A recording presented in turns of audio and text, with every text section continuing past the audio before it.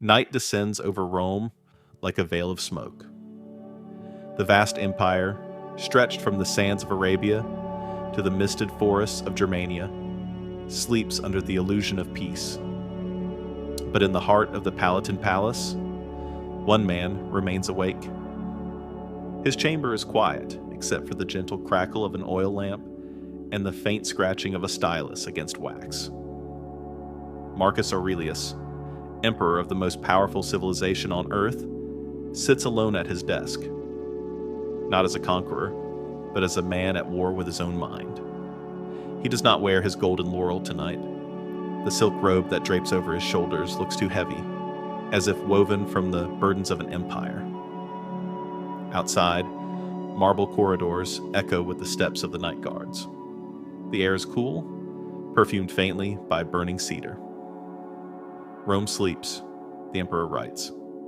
His hand trembles slightly as he carves words into the wax tablet. Meditations, though he does not call them that. To him, these pages are confessions whispered into the void, not meant for any audience. Do not act as if you were going to live 10,000 years. Death hangs over you. While you live, while it is in your power, be good. He pauses after each sentence, breathing as if every word costs him a piece of himself. He is not writing philosophy for students.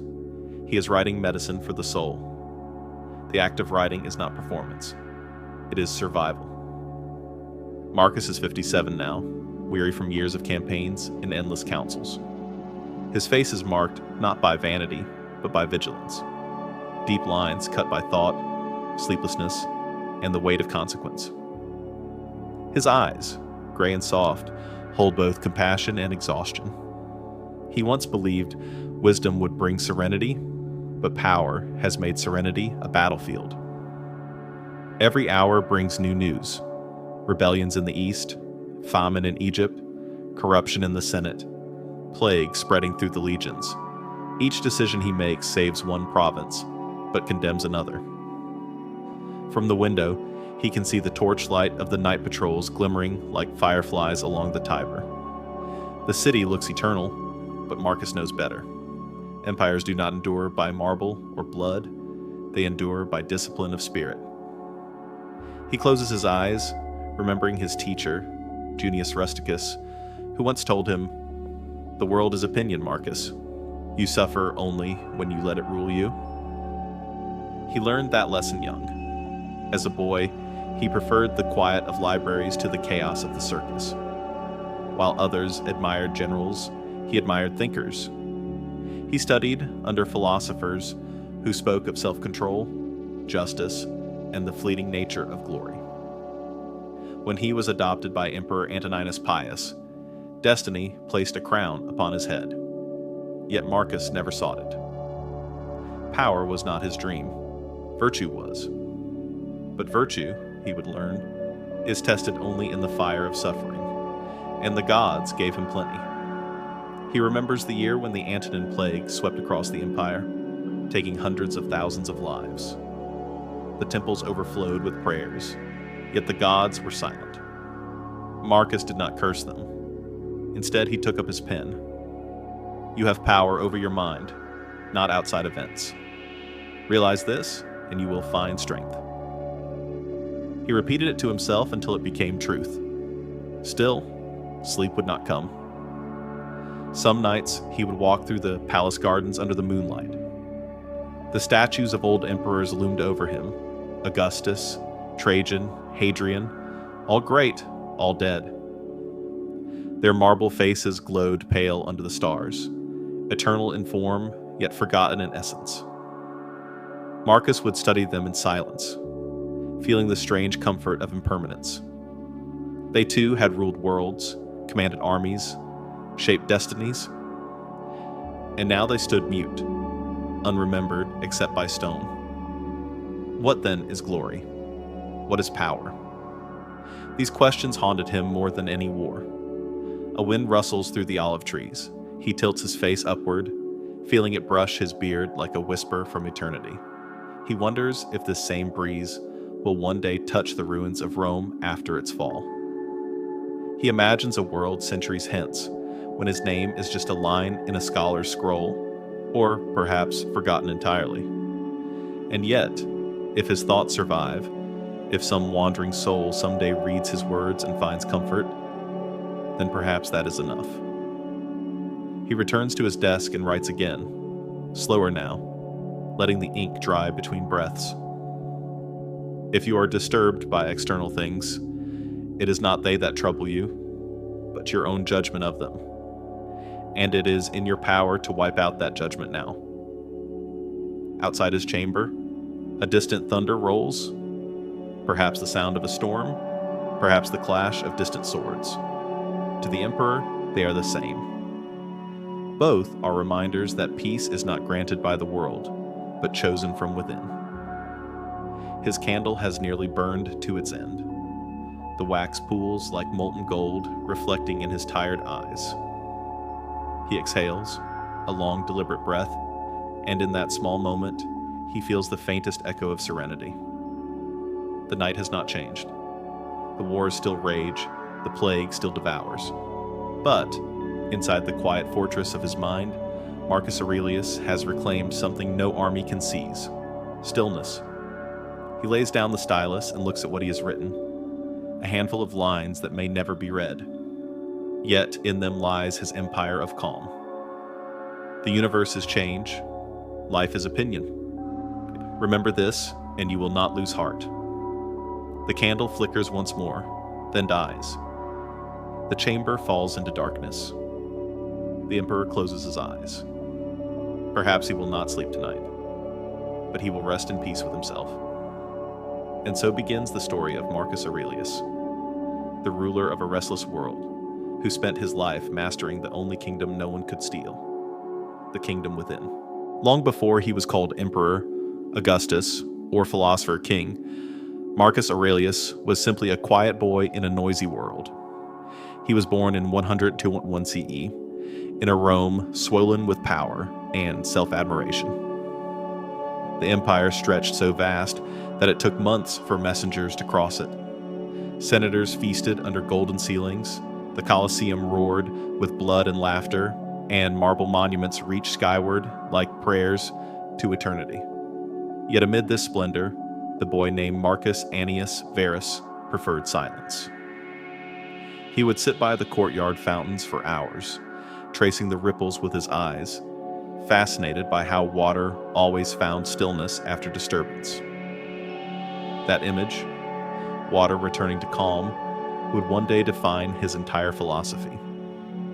His family belonged to the Roman aristocracy, yet unlike many of his class, Marcus showed no interest in politics or wealth.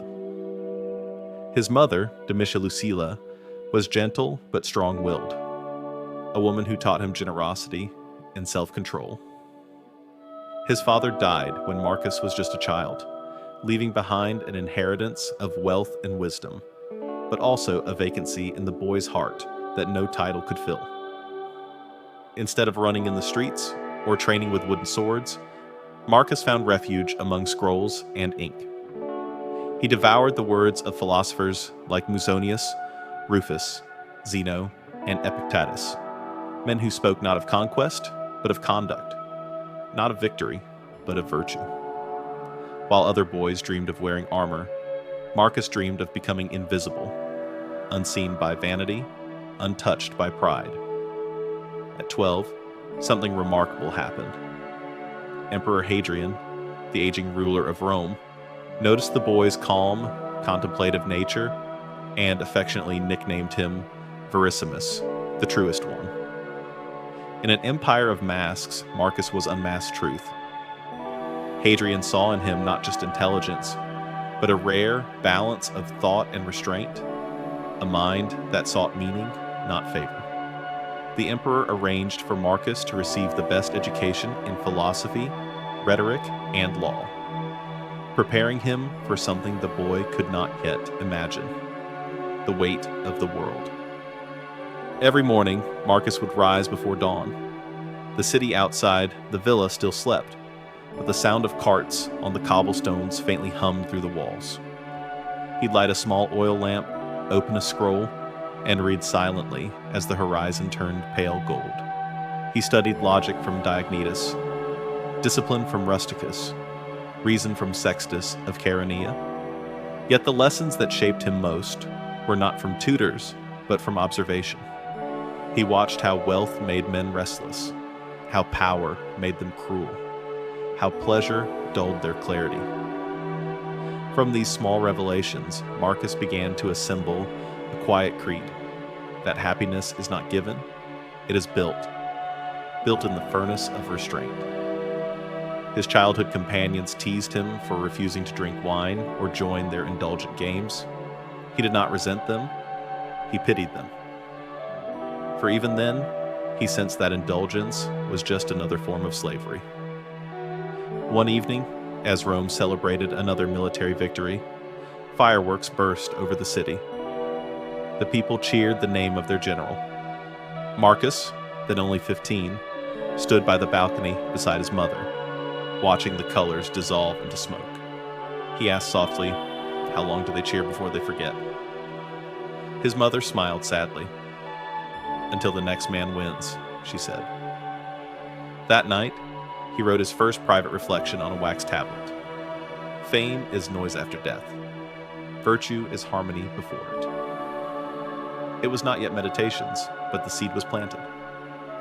Soon after, Hadrian's health began to fail. Knowing his time was near, he adopted Antoninus Pius as his successor, on the condition that Antoninus in turn would adopt two boys, Lucius Verus and Marcus. In a single decree, Marcus's life changed forever. The quiet boy who loved philosophy was now heir to an empire. He moved into the imperial household under Antoninus, who ruled with a sense of calm justice, rare for Rome's leaders. From him, Marcus learned the art of restraint, how to govern without spectacle, to serve without self-praise. Antoninus never raised his voice, never punished without purpose. He was patient with the Senate, merciful to his enemies, and loyal to reason over emotion. Marcus would later write of him, "In my father Antoninus, I saw the perfect blend of dignity and gentleness, a strength that did not need anger." For nearly 2 decades, Marcus watched, listened, and learned. He studied not only the machinery of governance, but the machinery of the soul. While Lucius Verus sought pleasure in hunting and games, Marcus sought truth in silence. His teachers urged him to prepare speeches for the Senate, but he found greater joy in studying Stoicism, a philosophy that demanded mastery over one's own reactions before daring to judge the world. When he walked through the city, citizens would bow. Children would stare at his noble bearing, whispering that this was the future emperor. But Marcus felt no pride in such whispers. Instead, he felt fear, not of failure, but of losing himself. He wrote again in his notebook, "Ambition is the shadow of emptiness.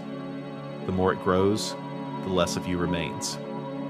As years passed, his reputation for wisdom deepened. The Senate respected his intellect. Soldiers admired his discipline. Yet Marcus remained disinterested in grandeur. He lived simply, ate sparsely, dressed plainly. Even his servants found his humility disarming. An emperor's son who cleaned his own writing table and shared his bread with them. There is a story, perhaps apocryphal, but telling, of how, one night, Marcus was found reading under the dim light of a single lamp. A servant, noticing the strain on his eyes, offered to fetch a brighter one. Marcus declined. "The dim light teaches focus," he said. He did not know it then, but that focus would one day hold together an empire crumbling under chaos. By his 20s, Marcus's life had become a paradox. He lived surrounded by power but sought detachment. He trained in law but distrusted politics. He loved humanity but avoided crowds. He had everything Rome could offer, yet already felt the futility of having. His mentors sometimes worried. "You are too serious for your age," one said. Marcus smiled faintly. Life is serious enough for all of us, he replied. He was not cold, only thoughtful. While others saw the world as theater, he saw it as trial, and he prepared himself each day as a student of that trial. He practiced Stoic exercises, imagining loss, embracing discomfort, accepting impermanence. He would stand barefoot in the cold, eat coarse bread, and sleep on straw, reminders that peace cannot depend on comfort. By 30, he had turned philosophy into muscle. The palace around him grew louder, banquets, debates, political games, yet Marcus carried silence within him like a hidden sanctuary. Some called him aloof, others called him saintly. The truth was simpler. He was preparing. He sensed, as few men ever do, that fate was patient but inevitable. And fate was already moving. Emperor Antoninus Pius, his adoptive father, was aging. His health declined gently but steadily, like a candle burning lower each night. Marcus visited him daily, often reading aloud from the philosophers they both loved. One evening, Antoninus took his hand and said quietly, "The time will come, my son, when all the noise of Rome will seek to drown your reason. Promise me you will not let it." Marcus nodded, but his heart trembled. He had spent a lifetime avoiding ambition, and yet destiny was about to thrust it upon him. The old emperor passed away in the spring of 161 CE. The Senate and people of Rome hailed Marcus Aurelius as Caesar, the philosopher king that Plato had once dreamed of. But as the crown was placed upon his head, Marcus felt not triumph, but an ache that no applause could numb. He stood before the marble steps of the Capitol, listening to the chants of his names, and whispered beneath his breath, "Let me not become what I despise. Let me remember that even the emperor is mortal." In that moment, the boy who once loved the sound of water returning to stillness became the ruler of a world built on noise. And so began the next chapter of his life, one where every lesson he had learned from silence would be tested by the thunder of power. The boy who preferred books over battles was about to learn that wisdom alone cannot stop the storm, but it can teach a man how to stand still within it. The year was 161 CE. Rome had a new emperor, and for the first time in centuries, that emperor did not celebrate with feasts or parades. Marcus Aurelius accepted the purple robe not as a gift of honor, but as a test. The Senate praised his intellect, the soldiers admired his modesty, and the people whispered that this would be an age of reason. Yet Marcus, standing beneath the marble arches of the Forum, felt only the weight of impermanence pressing on his shoulders. He had spent his entire life preparing not to crave power, and now he was surrounded by it. Every gesture, every word, every glance became a decree. Men who once debated him now bowed before him. Courtiers began to measure their loyalty in flattery. Senators quoted his own reflections back to him, twisting philosophy into praise. He saw through it all, and he hated it. "Do not let the applause of men intoxicate you," he wrote in those early months. "They cheer what they cannot understand, and fear what they cannot control." Even his coronation was modest. There were no golden triumphs, no lavish games. He refused to rename months after himself, refused to mint new coins proclaiming divine power. "A man cannot be both God and servant," he told the Senate.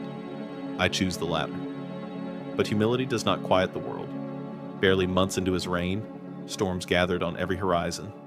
In the east, the Parthian Empire began to stir, ancient rivals seeking Rome's weakness. In the north, Germanic tribes pushed against the Danube, restless and hungry. Famine flickered in the provinces, and the plague, silent and invisible, was already threading its way through the empire's veins. To face these crises, Marcus called upon the one thing that had guided him since childhood: philosophy. Yet now, Stoicism was no longer a private comfort. It was the emperor's armor. He began his mornings not with counsel, but with contemplation. Before dawn, while the city still slept, he would sit by the window of his study, breathe deeply, and repeat to himself, "Today I shall meet the arrogant, the ungrateful, the deceitful. None of them can harm me, for I have chosen not to be harmed." It was not arrogance, it was survival. For a ruler, Stoicism was not a luxury. It was the only way to remain sane. To govern millions, one must govern oneself first. When generals demanded vengeance, Marcus sought patience. When senators begged for spectacle, he spoke of moderation. When citizens cried for more bread and less philosophy, he did not scold them. He understood them. He knew hunger was a sharper teacher than rhetoric. He did not believe in ruling by fear. He believed in ruling by example. At council meetings, while others debated the cost of war, Marcus would sit silently, hands folded, eyes distant, not in boredom, but in reflection. He would wait until the room had exhausted itself with noise, and then he would speak softly, clearly, cutting through chaos with reason. His calm frightened men more than anger ever could. At home, he was no different. He refused the luxuries of emperors. He ate the same bread as soldiers, drank water instead of wine, and wore the same worn cloak during campaigns. He ordered his servants to avoid praise and to speak truth even when uncomfortable. When a court poet once compared him to Jupiter, Marcus interrupted, "Do not elevate me above what I am," he said gently. "If you wish to honor me, tell me when I am wrong." His wife, Faustina, tried often to draw him away from the heaviness of duty. They had many children, too many for the times, for death visited often.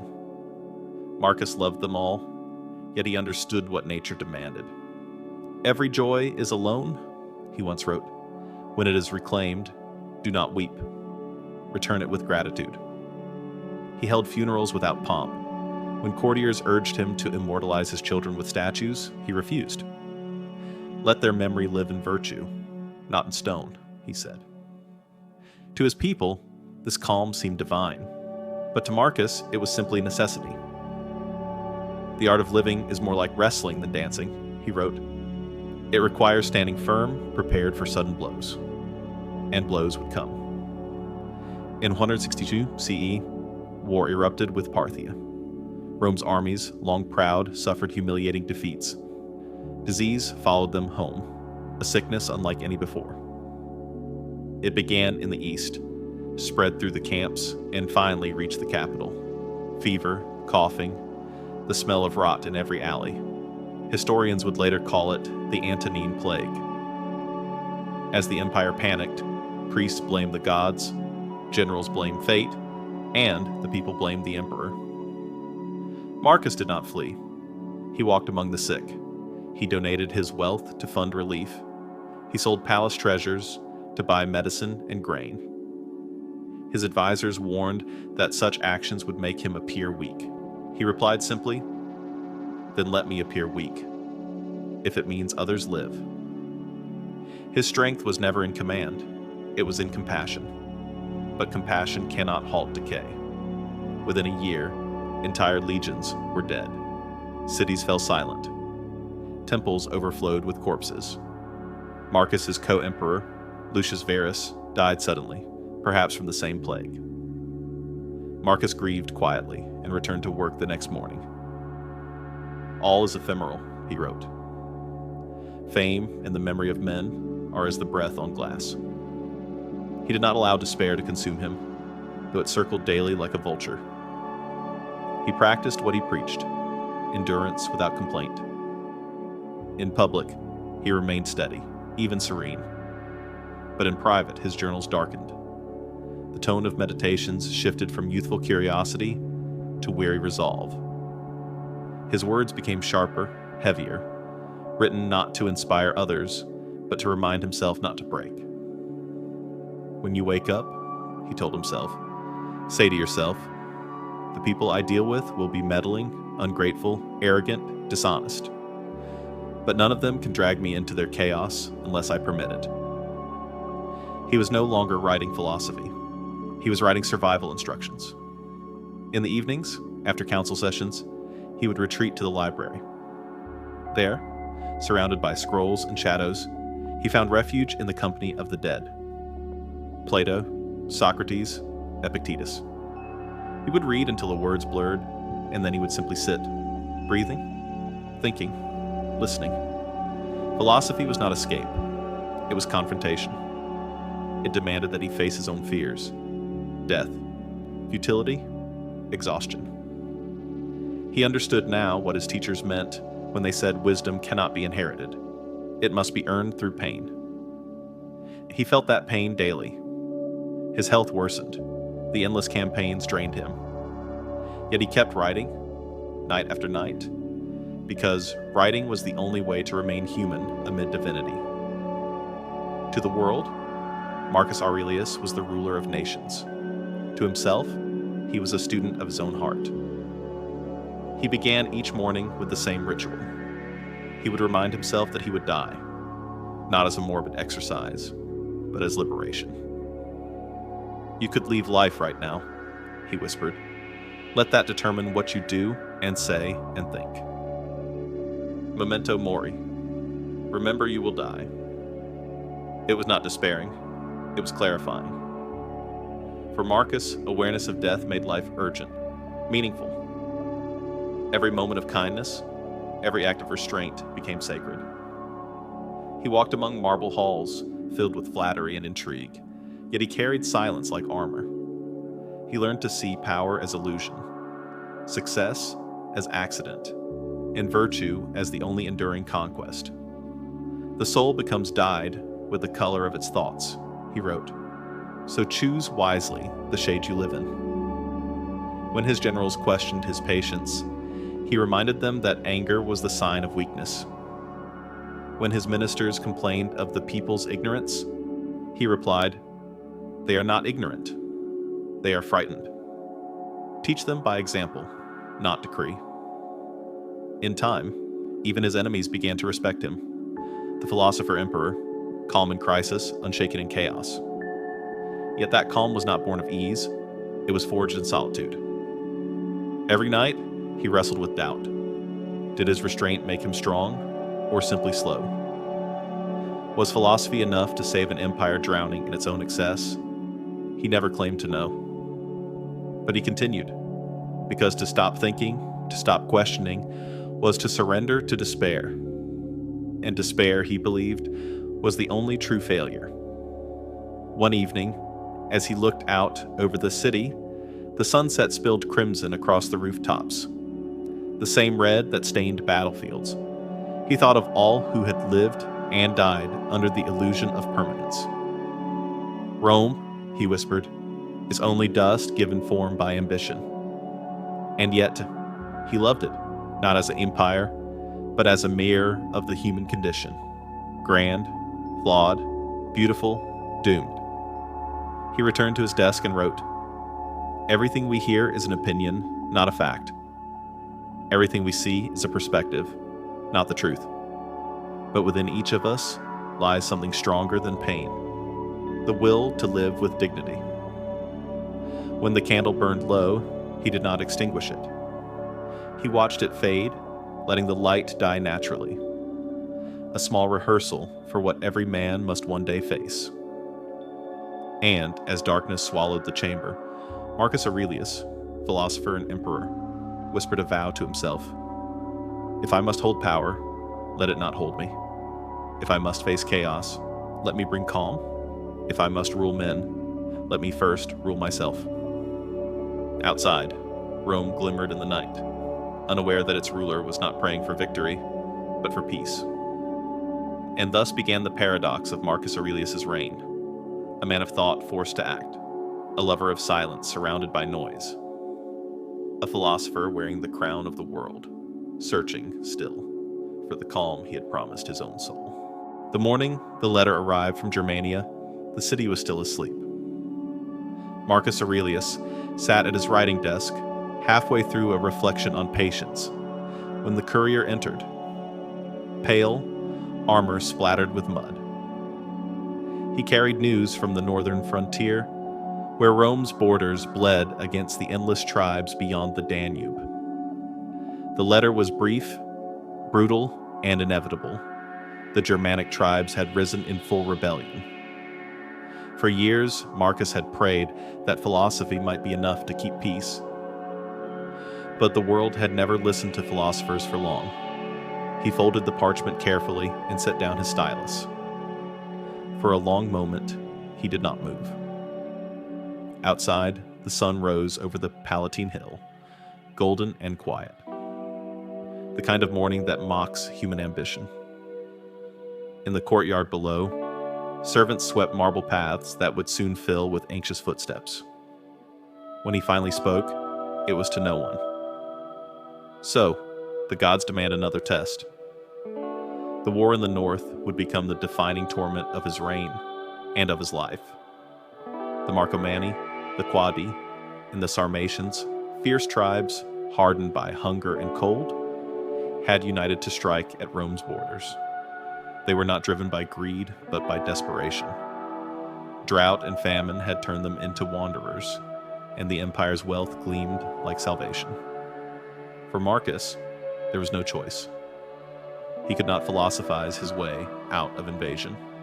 He would have to fight, and fight as emperor, not scholar. He left Rome in early spring, leaving behind his wife Faustina and the fragile calm of the city. As his caravan passed through the gates, thousands gathered to see him off. They cheered, waved laurel branches, called him the Philosopher King. But Marcus heard none of it. He looked at the crowd and saw not admiration, but expectation, the kind that crushes men. He knew that behind every cheer lay the same thought: bring us peace, no matter the cost. The frontiers were a world apart from Rome. Gone were the marble baths and marble mines. Here, everything was raw. The smell of horses, the rhythm of marching feet, the sound of rain soaking iron. Marcus rode among his legions, not as a distant ruler, but as one of them.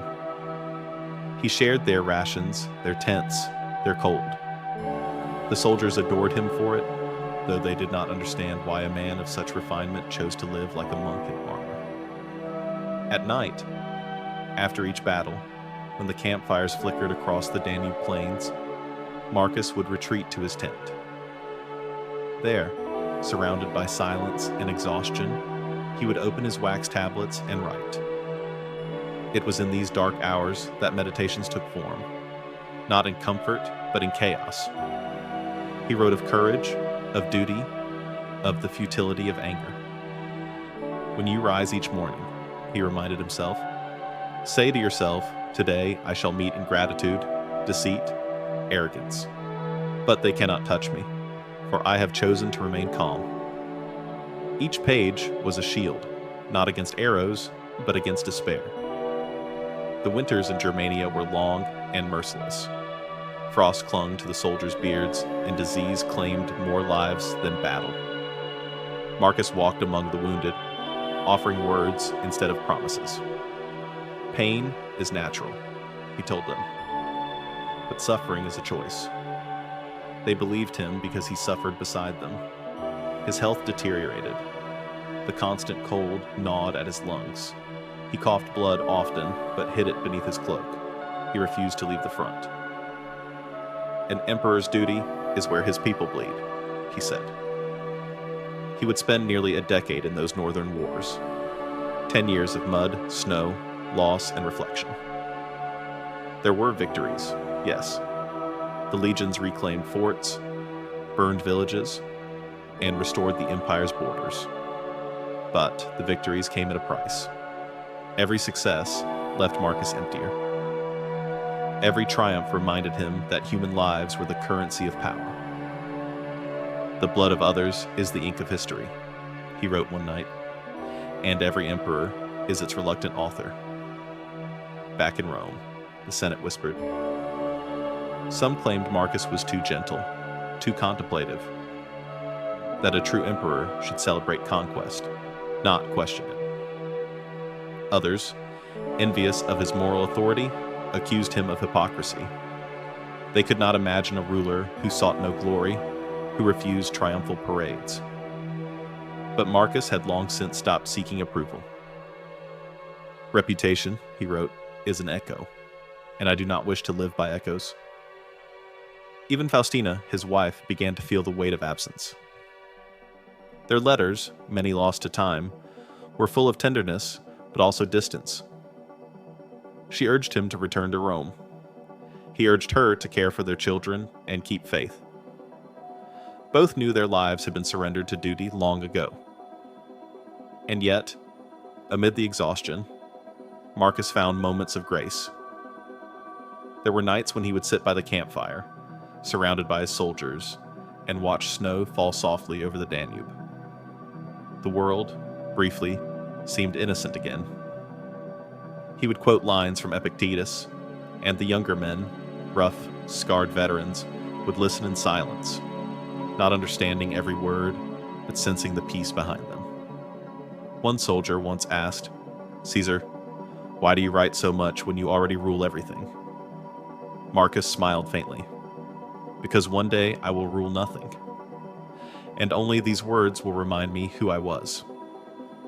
The war dragged on.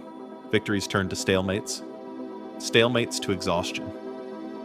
The plague, carried by soldiers returning from the east, spread through the camps again. Death was constant, not dramatic, not glorious, just endless. In such conditions, philosophy ceased to be theory. It became breath. When a messenger brought word of yet another betrayal, a Roman general who had defected to the enemy, Marcus's officers urged swift execution of his remaining family. Marcus refused. "If I punish every weakness with death," he said, "then I have learned nothing." He pardoned the man's sons, ordered food sent to the widows of those killed in battle, and resumed his writing that night.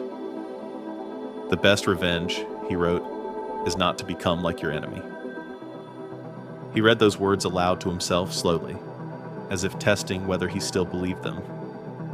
He did, but barely.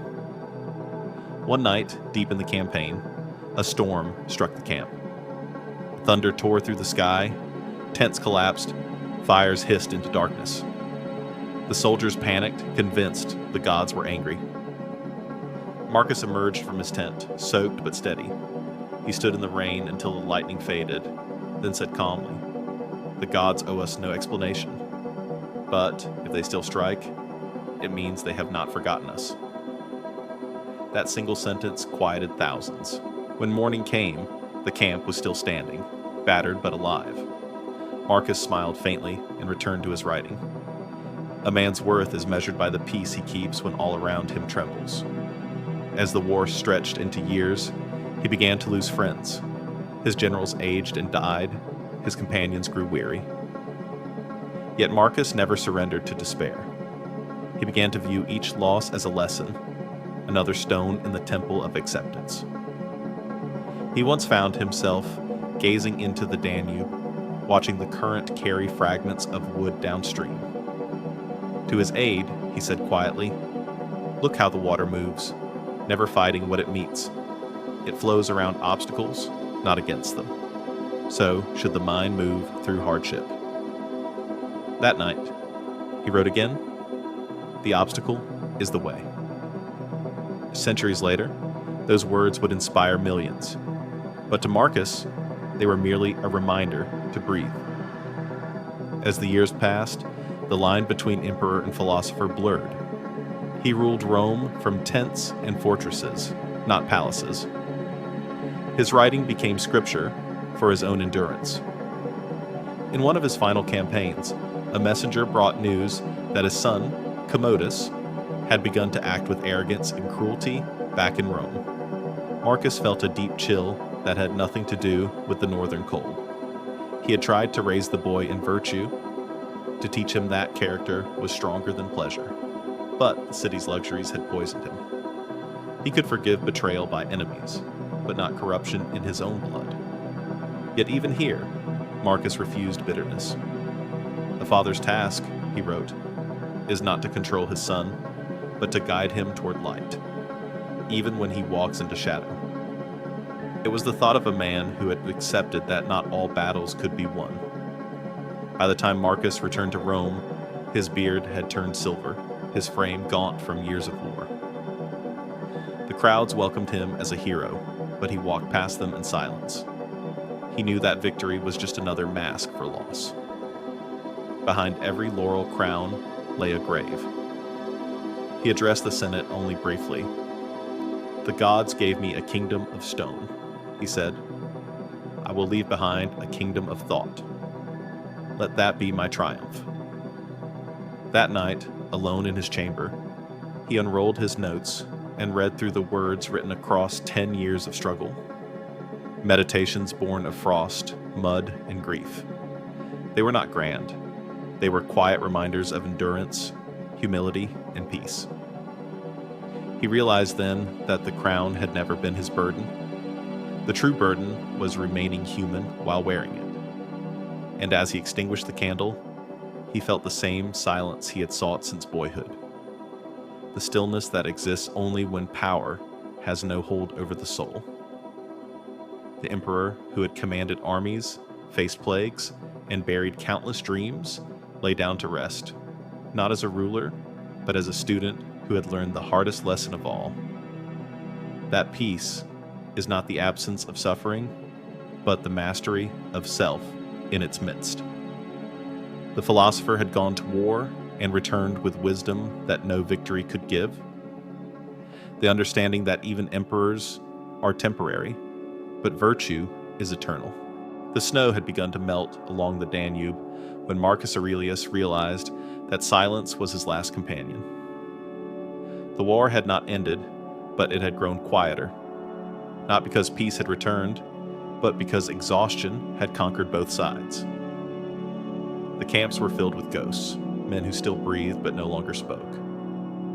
The sound of swords had been replaced by coughing, the clang of armor by prayers whispered into the night. Marcus would walk among them at dawn, wrapped in a plain wool cloak, stopping now and then to touch a soldier's shoulder. He offered no promises of victory, only presence. It was enough. He had lost much by then: comrades, friends, and what remained of his youth. The philosopher who once sought perfection had now become a physician of despair. His empire, vast and decaying, demanded constant attention. His people begged for relief, his son for indulgence, his body for rest. But the emperor's answer to all of it was the same. He wrote. There, inside his tent, surrounded by the murmuring of dying fires, meditations truly began. He did not call it that. To him, these were simply notes to myself. No title, no audience, no desire for immortality, only pages upon pages of private reminders, confessions, and prayers written not to the gods, but to his own reason. Waste no more time arguing about what a good man should be, he wrote in one of those long, sleepless nights. Be one. It was a simple command, but simplicity was all that remained when philosophy met reality. He would begin each entry as if speaking to another version of himself, the one who still doubted, still feared, still clung to comfort. Remember, he would write, that you are only a fragment of the universe. You are not here to complain about the whole. In one moment, he was emperor. In the next, just a trembling soul trying to hold still in a collapsing world. He wrote about anger. How much more grievous are the consequences of anger than the causes of it? He wrote about death. Do not act as if you were going to live 10,000 years. Death hangs over you. While you live, while it is in your power, be good. He wrote about gratitude. Do not despise what you have been given, for it was meant for you, and if you were wise, you would have chosen it yourself. And in those lines, one can feel the pulse of exhaustion and grace intertwining. The philosopher-emperor was no longer writing theory. He was carving sanity out of chaos. The soldiers would sometimes see him at his desk, the flickering lamplight illuminating the lines of his tired face. They whispered that he was writing messages to the gods, or perhaps spells to protect Rome. But what he was really doing was something far more human, trying to understand how to remain gentle in a world that rewarded cruelty. There is an image of Marcus from this period, perhaps apocryphal, perhaps true, that captures his essence better than any statue. One evening, after a grueling day of reports about starvation in the provinces and uprisings along the frontier, he sat outside his tent and watched the sky burn orange over the hills. His aide asked quietly, "Caesar, how do you endure all this without despair?" Marcus smiled faintly, eyes still on the horizon. "Because despair is another form of desire," he said. "It wants the world to be something it is not. Acceptance is the end of desire, and the beginning of peace." Then he picked up his stylus and continued writing. Those writings were never meant for us. They were not crafted with elegance, nor polished for history. Many are repetitive, almost obsessive. The way a man prays the same prayer each night not to be heard, but to remind himself that he is still listening. He writes to remember who he wants to be when power tempts him to forget. "If anyone can show me I am wrong, I will change," he reminds himself, "for I seek the truth, not to be right." He writes to soothe his mind against resentment. The wrongdoer does wrong to himself. To forgive him is to free yourself. He writes to remain humble amid endless worship. Alexander and his mule driver are both dust, now mixed in the same measure. Every line is a step toward stillness, and every step is taken in mud. To the soldiers around him, Marcus became something more than emperor. He was a strange kind of father, stern but calm, with eyes that seemed to look past anger and straight into weariness. When he spoke to them, he never shouted. He would quote philosophy in the same tone others gave orders. Before each battle, he reminded them not of glory, but of duty. "Do not fight for me," he said once before an engagement. "Fight because it is what reason demands, to protect, not to destroy." The men did not fully understand these words, but they felt his sincerity, and it gave them courage. During the lulls between campaigns, Marcus would often sit among the common soldiers, listening to their stories. He ate from their pots, laughed at their jokes, and asked them about their families. "You are Rome," he told them, "not I." When one soldier, a young recruit, confessed his fear of dying far from home, Marcus placed a hand on his shoulder and said, "You are always home if you carry peace inside you." That night, the soldier wrote those words on the inside of his shield. The longer the war dragged on, the more his philosophy hardened, not into cynicism, but into clarity. He began to see that power and virtue were not opposites. They were trials of the same test. To command was easy. To command oneself, that was the lifelong struggle. He wrote, "If someone does wrong, it is because they are mistaken about what is good. And who among us is without mistake? Therefore, teach, do not hate." He saw in the barbarian enemy not monsters, but reflections, men fighting for survival as his legions did. He ordered prisoners treated humanely, sent food to starving villages beyond Rome's borders, and even negotiated peace with tribes who had slain his own men. His generals called it weakness. Marcus called it wisdom. "Mercy," he told them, "is not softness. It is strength without cruelty." In private, however, he was not as tranquil as the world believed. Every day, he woke with pain in his chest. His body, weakened by years of war and plague, often rebelled against him, yet he refused to slow down. His attendants would beg him to rest, but he only smiled. Rest is a trick of the flesh. The mind can rest while it works. When his physicians brought him bitter herbs to soothe his cough, he would swallow them without complaint, muttering, "This too is part of nature." But at night, When the pain deepened and his tent fell silent, he let himself feel what he hid from everyone: the exhaustion of holding the world together with words alone. He would close his eyes and whisper to the darkness, "If I can endure this moment with dignity, I have done all that reason asks." Then he would write another line, not as emperor, not as philosopher, but as a man reminding himself to stay human. Years later, historians would find fragments of these writings scattered among his belongings. Some were stained with rain, others with the faint brown of dried blood, the emperor's own perhaps. To us, they became the Meditations, one of the most enduring works of human thought. But to Marcus, they were simply anchors thrown into a storm. Each sentence was a moment of self-preservation, a way to stay awake amid temptation, grief, and despair. He never expected them to be read. In fact, he likely would have been embarrassed by their survival. His humility was so deep that even his wisdom was accidental. "The universe is change," he wrote. "Life is opinion." That was not resignation, it was release. By accepting impermanence, Marcus found the one thing that outlived empires: serenity.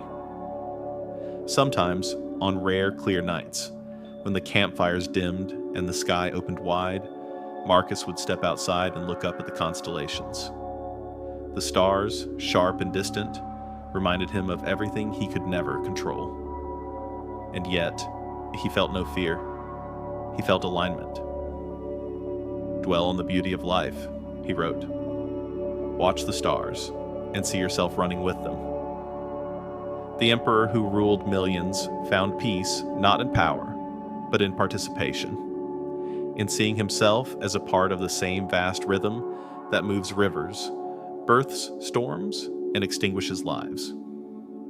That perspective made his burden lighter. The man who could not escape duty found freedom in acceptance. He was no longer writing to escape the storm. He was learning to stand still inside it. And in that stillness, amid the frost and fever of the frontier, Marcus Aurelius discovered the calm that would echo through centuries, not as a king's command, but as a man's quiet prayer. When you arise in the morning, think of what a precious privilege it is to be alive, to breathe, to think, to love, to be. The emperor's war was far from over, but his peace, the one he built line by line, night after night, had already begun to reign. The morning frost clung to the armor of the soldiers as they prepared to march. The mist rose from the Danube like the breath of a sleeping beast, swallowing the camp in a silver haze. Somewhere beyond that fog, the enemy waited, unseen but inevitable. Marcus Aurelius stood by the edge of the river, his cloak drawn tightly around his shoulders. He was no longer young. His beard had turned to gray, his eyes deep and slow, but still piercing, like someone who had looked too long into the truth and made peace with it. To the soldiers, he was both emperor and myth, the philosopher who slept on straw, who ate from the same pot as they did, who never raised his voice but could silence an entire legion with a glance. They whispered stories about him, that he wrote secret letters to the gods, that his calm could stop storms, that he saw life itself as something already lost, and therefore feared nothing. But Marcus knew the truth was simpler. He was not calm because he was divine. He was calm because he had learned the futility of resistance. "Do not seek to have events happen as you wish," he wrote, "but wish for them to happen as they do, and your life will flow smoothly." He had repeated that thought to himself so often it had become instinct, like breathing. Stoicism was no longer a philosophy to him. It was motion, the rhythm of his existence. When the campaign began again that spring, Marcus rode at the front of the column. The road ahead was endless mud, but he did not flinch. His soldiers, hardened and scarred, followed without complaint. They had come to understand that their emperor's strength came not from divine favor, but from discipline. from the quiet certainty that nothing, not even suffering, could command his soul. They moved through forests blackened by winter, through villages stripped of life. Every few miles, Marcus would dismount to speak with survivors, peasants, widows, starving children. He would hand them food from the military stores, even when supplies were low. His generals protested. "Caesar, the army will starve." Marcus simply answered, "If the army eats while they do not, then Rome will have already lost." For him, Stoicism was not a philosophy of detachment, but of service. It did not teach indifference. It taught proportion, to care deeply, but without despair. The soul becomes dyed with the color of its thoughts. He wrote that night in his tent. So choose not the stain of bitterness. In the stillness between battles, he would sit by the campfire surrounded by his officers, many of them veterans who had forgotten what peace even looked like. They would speak of strategies, fortresses, supplies. Marcus would listen quietly, nodding, and when all voices had tired, he would ask the one question that mattered. What does reason demand of us now? It was not rhetoric. To him, reason was not a tool of logic, but the compass of the soul. It was what separated men from animals and emperors from tyrants. He taught his generals the same lesson his teacher Rusticus had once taught him, that control begins not with conquest, but with consent. We cannot rule what we have not accepted, he said. Even the world's chaos must first be seen before it can be understood. The men listened because they saw in him no hypocrisy. He lived as he spoke, without vanity, without indulgence. His tent held no gold, no perfumes, only scrolls and a small statue of Socrates carved from olive wood. When the soldiers asked him why he kept it, Marcus said, "To remind me that wisdom never wore a crown." The northern campaign stretched into years, and the line between emperor and soldier faded. Marcus's stoicism was tested daily, not in grand gestures, but in the monotony of suffering.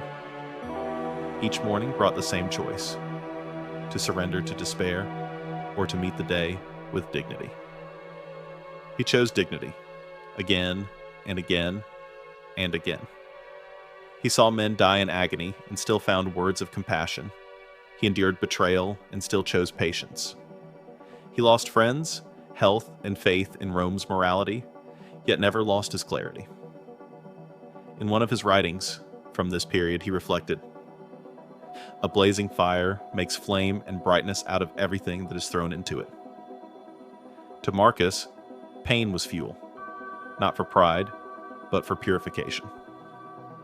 Every misfortune was a test of the inner citadel, that fortress of reason he had spent a lifetime constructing. He began to see the empire itself as a metaphor for the mind, vast, unruly, and in need of governance. As emperor, he was charged with ordering both, and he understood that chaos outside could only be managed when calm ruled within. One evening, after a narrow victory, Marcus walked among the battlefield ruins. The ground was slick with rain and blood. The bodies of Roman and barbarian alike lay scattered under the dying light. A young officer approached, trembling. "Caesar, we have won. The gods favor us." Marcus looked at the field and shook his head. "Do you call this favor?" he asked softly. "No, my friend. The gods favor no one. They give us reason, and watch what we do with it." He ordered the fallen buried with the same rites, enemy and ally alike. "The earth makes no distinction," he said. "Why should we?" That night, he wrote in his journal, "Soon you will have forgotten all things, and all things will have forgotten you. Act, then, as if this moment were your whole life." It was not nihilism. It was clarity. The peace of seeing life stripped to its essence. Back in Rome, the people waited for their emperor's return. Senators, impatient and self-satisfied, sent letters urging him to come home and restore stability. His son Commodus, now a young man, spent his days in leisure and indulgence. Marcus read the reports and felt a slow ache that no philosophy could soothe. He had tried to raise his son in virtue, but virtue cannot be inherited. It must be chosen. And Commodus, born into comfort, had never been forced to choose. Marcus often thought of writing directly to him, but never did. Instead, he wrote in meditations as if speaking to an imaginary student. Do not waste the rest of your life being ruled by the mind of another. Become your own ruler, of your thoughts, of your actions, of your peace. Perhaps he hoped that, someday, Commodus would read those words and understand.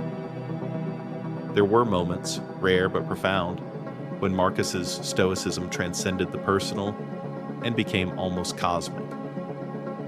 He began to see the universe not as a battlefield, but as an orchestra.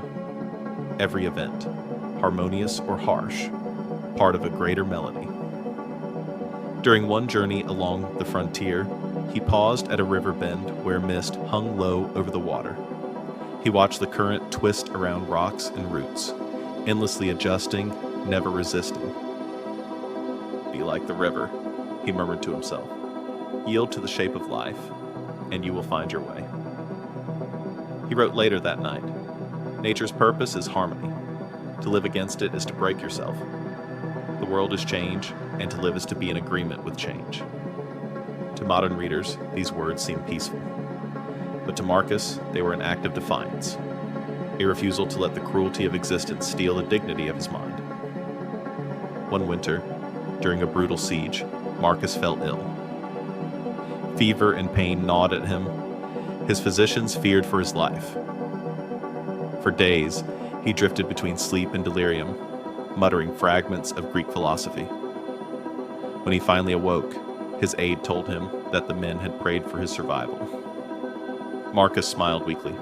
Tell them I thank them, he said, but let them also remember, the gods owe us nothing.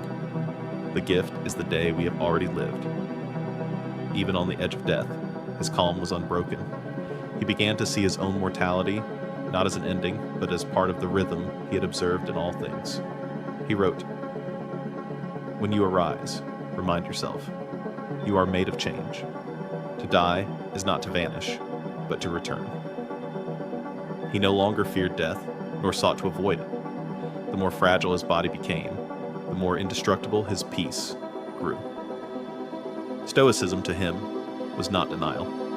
It was acceptance carried to its purest form, the harmony of reason with reality. By the time the Northern Wars began to fade, Marcus had become less of a man and more of an idea, a living embodiment of calm in motion.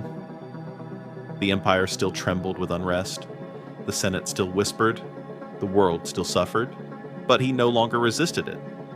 He served where he could, endured what he must, and forgave everything else.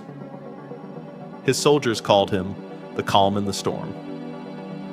To them, he was proof that one could live among chaos and remain uncorrupted. When they asked how he managed it, he replied simply, "Because I have learned that nothing external has power over the mind unless the mind surrenders it." That was the essence of Stoicism. Not coldness, not detachment, but the freedom that comes when one stops demanding the world to behave differently. Near the end of that decade, Marcus rode once more along the frontier, this time not as a conqueror, but as a witness. The forest that had burned now grew green again. The rivers he had crossed in fear now flowed in peace. The cycle had continued, with or without him. He realized then that his life had mirrored nature itself. The rise, the struggle, the decay, the renewal, the lesson was complete. He opened his journal one final time that night and wrote, "Everything is woven together, and the thread of your life is part of the tapestry. You cannot pull it free without unraveling the whole. So love what has been given, accept what is taken, and walk on." He closed the book and sat in silence, feeling the weight of the years settle like dust on his shoulders. He had not found eternal peace. No man could. But he had found something greater: the strength to live rightly in a world that never would. The philosopher in motion had become the embodiment of his creed. He had learned at last that calm is not stillness, but movement without resistance, the flowing of spirit in perfect rhythm with truth. And as the campfire dimmed, Marcus Aurelius, the Stoic emperor, gazed into the fading flame and whispered the words that had carried him through every storm. If it is not right, do not do it. If it is not true, do not say it. Let each moment be your proof that reason is enough. Outside, the river continued to flow, endless, serene, unchanged, carrying the reflection of the stars that had always watched over him, and always would. The northern winds howled over the Danube like a morning choir. The war was not over, but Rome had begun to exhale. Villages were rebuilding, rivers thawing, the land briefly forgetting the years of fire. Yet Marcus Aurelius felt only the deepening quiet that comes not after triumph, but after too many funerals. For all the philosophy he had written, all the serenity he had practiced, he could not escape the human ache of loss. His hands had buried too much. The first death was his friend and co-emperor, Lucius Verus, the reckless mirror of his restraint. They had shared the throne uneasily, Lucius with his pleasure and feasts, Marcus with his study and silence. Yet when Lucius died of the plague, Marcus wept. He wept not because their temperaments were opposites, but because his death was a mirror of Rome's fragility. How quickly laughter turns to smoke. He wrote that night, alone in his tent, "All that we love will one day perish, yet we are never prepared. The universe gives and takes with the same hand. The wise man does not resist, but he does not stop feeling." For Marcus, this was not contradiction. It was completion. Stoicism was not the death of emotion. It was the art of carrying grief with grace. Then came the greater blows, those that strike the heart directly. Faustina, his wife of 3 decades, the woman who had shared his burdens, died suddenly during a journey in Cappadocia. The reports differ. Some say illness, others say accident. The Senate whispered that she had been unfaithful. His generals hinted at conspiracy. Marcus ignored them all. He ordered no inquiry, no punishment. Instead, he ordered temples built in her honor. "Judge not the dead," he said, "for they stand before higher judges than we." Those who saw him in those days spoke of a strange calm, not denial, not numbness, but acceptance so profound it frightened them. He did not hide his sorrow. He simply refused to let it rule him. In Meditations, written soon after, he confessed softly to himself, "Remember how many you have loved, and how all things are born again through loss. If you cannot bear it, how will you bear yourself?" But the gods were not finished testing him. Of the 13 children born to Marcus and Faustina, only a handful lived beyond infancy. The rest, small faces, short breaths, fleeting joys, were swallowed by fever and fate. He had watched one of them, a little girl, gasp her final breath in his arms. The physician could do nothing. The child's hand had grown still, and Marcus had whispered the same words he would later write. "Do not mourn what returns to nature. Only remember what was good in its season." He buried her without ceremony, without eulogy, in the quiet hillside outside the camp. Then he returned to his duties. Not because he did not feel, but because he refused to let grief become rebellion against the universe. His attendant said that, for days, he ate nothing but a small piece of bread each morning. Yet at dawn, he still appeared before the troops, his voice steady, his posture unbroken. To them, it looked like divine strength. To Marcus, it was discipline, the only gift left to the broken. In his tent, by candlelight, he began writing again. "Everything we see is change. Everything we feel is motion. The universe is a river. You cannot step in the same water twice, and yet you must learn to float. The words were not consolation. They were confession. The philosopher king was admitting what every man eventually learns, that wisdom does not protect you from suffering. It only teaches you how to look at it without drowning. His reflections grew darker, quieter. The earlier entries of meditations were filled with reminders to be good, to act justly, to bear with others. But these later writings were filled with an intimacy close to prayer. He no longer wrote to the reader in his mind. He wrote to death itself. "Do not fear me," he wrote. "You are part of me. You are the return to the order that bore me. What is born must die, and what dies becomes the seed again." Death had ceased to be an enemy. It had become the great reconciler, the force that humbled emperors and beggars alike. When the plague returned to Rome, Marcus did not flee. He walked through the city streets, no longer the marble empire of his youth, but a pale, coughing shadow. Temples had become hospitals. The Colosseum, once filled with cheers, now echoed with prayers. He watched as priests carried incense through the streets, as mothers held children already lost, as fires burned day and night to purify the air. He did not ask the gods for miracles. He only asked for strength. Every man dies. Few men live rightly before dying. I cannot choose the first. I can still choose the second. That line, written on a night when death counted its victims by the hour, captures the marrow of Stoicism, the unshaken dignity of choice amid ruin. But the emperor's burden was not only grief, it was legacy. For years, he had delayed naming a successor, hoping for a philosopher's equal to continue the work of reason. None emerged, and so, reluctantly, he turned to his surviving son, Commodus. Commodus was everything Marcus was not: impulsive, vain, hungry for pleasure and spectacle. The boy's laughter echoed through halls that Marcus had kept quiet for decades. He preferred the company of gladiators to scholars, the cheers of crowds to the solitude of thought.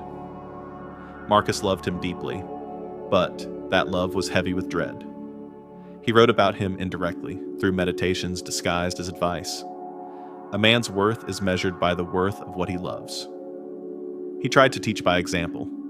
He took Commodus on campaigns, hoping that war's cold reality might burn away arrogance. But the boy was unmoved.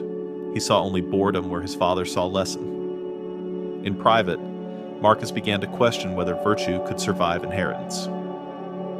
"Nature gives sons," he wrote bitterly, "but not successors." Still, he refused to despair. If I cannot change his heart," he told an aide, "I can leave him a mirror." That mirror was meditations. Not for fame, not for Rome, but for a son who might one day need to remember what calm looked like. The years grew slower, heavier. Marcus's body began to betray him. Pain in the chest, trembling in the hands, fainting spells after long speeches. His physicians begged him to rest, but he would not.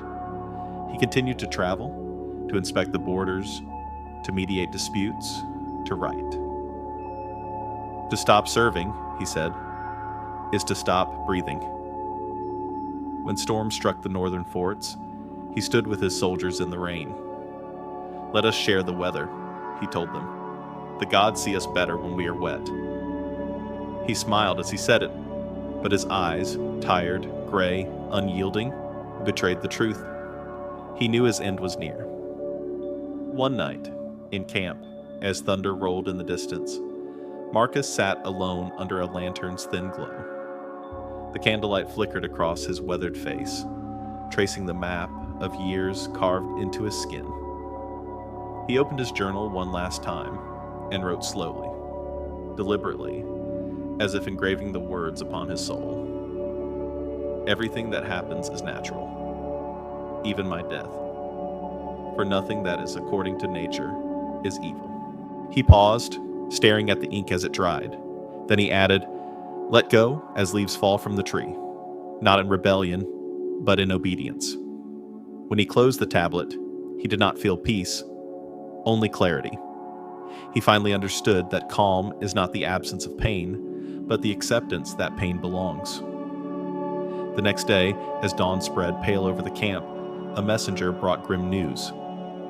Commodus, impatient for power, had begun issuing orders in Rome without imperial consent. The Senate, sensing weakness, whispered of replacing him. Marcus listened without anger. "This too," he said softly, "is part of the pattern." He sent a reply, not of threat, but of patience. A last attempt to teach by example. "Let him act," he told his aides. "Perhaps action will teach what advice could not." Then he retreated to his quarters, breathing heavily. The fever had returned. His physicians waited outside, but he waved them off. "The body knows its road," he said. "Let it walk." That night, as the storm cleared and the stars broke through the clouds, Marcus lay on his cot, thin, pale, but composed. He asked for his tablet one last time. With trembling hands, he wrote, "When the time comes, go gladly. You have done your part. Leave the stage as one who has played well his role, and give thanks." He set the stylus down, closed his eyes, and whispered a final thought. The universe is change. Life is opinion. The candle burned to the end of its wick. The emperor's breathing slowed, steady and calm, as if reciting a final meditation. He did not rage, nor weep, nor pray for more time. He simply let go, as leaves fall, as rivers flow, as worlds turn. Outside, the Danube moved on, carrying the reflection of dawn. Marcus Aurelius, philosopher, warrior, father, servant of reason, had completed his lesson. And though the empire would forget, though his son would destroy what he had built, his words would endure, not as decrees of power, but as the quiet voice of one man who faced everything the world could give and remained unbroken. For what is true strength, if not to love a world that will never last, and still choose to be good within it? The final winter of Marcus Aurelius's life began not with storm or trumpet, but with a strange, deceptive gentleness. The sky above the Danube was pale and clear, the forests hushed beneath a skin of frost. The war that had consumed 10 years of his reign was finally nearing its end. The barbarian kings had sued for peace. Envoys knelt in his presence, offering pledges of loyalty and hostages of good faith. To his generals, it was victory. To Marcus, it was merely the completion of a cycle. He no longer celebrated triumphs. "Victory," he said quietly, "is only postponement." The same forces that had brought the empire to glory would one day bring it to dust. The same rivers that carried Roman ships would one day erode Roman bridges. Every ascent was shadowed by decline. But for now, he permitted himself to breathe. He was stationed at Vindobona, what is now Vienna, in a modest military outpost far from the grandeur of Rome. His tent, once alive with scrolls and strategy, had grown still. The candle burned slower. The pages of meditations lay open, unfinished. He was thinner now, his voice softer, but his eyes, that peculiar mixture of gentleness and command, still carried the clarity of a man who has stopped fearing everything that can be taken away. He spent his mornings walking among the soldiers. They loved him not because he was emperor, but because he seemed incapable of cruelty. Even when he corrected, he never humiliated. "The wise man," he told them, "does not strike. He steadies." The men whispered of his endurance, how he slept on rough linen, ate only barley bread and olives, refused even wine except when the physician insisted. To them, he seemed carved of stone, but Marcus knew better. "I am not stone," he would later write, "but flesh, softened by time, smoothed by loss." He smiled often those days, not with joy, but with recognition. The way an old friend smiles when he sees a familiar road approaching its end. The fever had returned. At first, it came in waves, short bursts of heat and trembling that he dismissed as fatigue. But soon it deepened, clinging to him like an invisible shroud. His physicians urged him to rest, yet he insisted on continuing his duties, receiving reports, answering letters, listening to petitions. A candle's purpose, he reminded them, is to burn until it can give no more light. He began each day the same way he had for decades, by writing. Even as his body faltered, his hands still found steadiness in the act of reflection. You could leave life right now, he wrote again and again, as if preparing himself by repetition. Let that determine what you do and say and think. He knew he was dying. He also knew that to name death was to rob it of power. One morning, as frost glittered across the camp, he asked to be taken outside. Wrapped in a heavy cloak, he sat in silence watching the soldiers at their drills. The air was thin, the sun weak. He could hear the sound of laughter, men joking, calling out alive. His aide, Tullius, noticed his faint smile. "Caesar," he asked, "what do you see?" Marcus replied softly, "I see what I have always sought. Order in motion. Men doing what must be done, not because it will last, but because it is right." He paused, then added, "That is the secret Rome has never learned. That duty is not endurance for reward. It is endurance for its own sake." He watched the men until his hands began to tremble. Then he turned to Tullius and said, "Help me inside. The body wants to rest, though the soul would keep watch." In the following days, his fever worsened. He could no longer eat, and his once firm voice had thinned to a whisper. The physicians hovered helplessly. They had seen too many die of this same sickness, the lingering shadow of the plague that had haunted his empire for decades. He did not complain. He spoke little, but when he did, his words seemed to dissolve the fear in the room. "Do not be troubled," he told them. "If the gods still need me, they will keep me. If they do not, I am already home." Each evening, he asked that the windows of his chamber remain open. He wanted to feel the wind. The breath of the world, he called it, as he drifted in and out of fevered sleep. He could no longer write. His hands shook too violently. But he dictated short phrases to his aide, who recorded them on wax. One of the last entries reads, "To love only what happens, to meet it with gratitude, this is the perfection of the soul." The words were neither defiance nor resignation. They were peace, the kind that comes when a man has emptied himself of resistance. He refused elaborate treatments. He asked that the priests be dismissed. "The gods do not bargain," he said. "They have already given enough." What he wanted instead was silence. He spent hours simply listening to the wind in the trees, the soft chatter of guards outside, the low murmur of his aides speaking Latin and Greek in turns. Sometimes he asked them to read aloud from Epictetus. Other times, he would close his eyes and whisper verses of his own. "Everything we have is borrowed. Return it gently."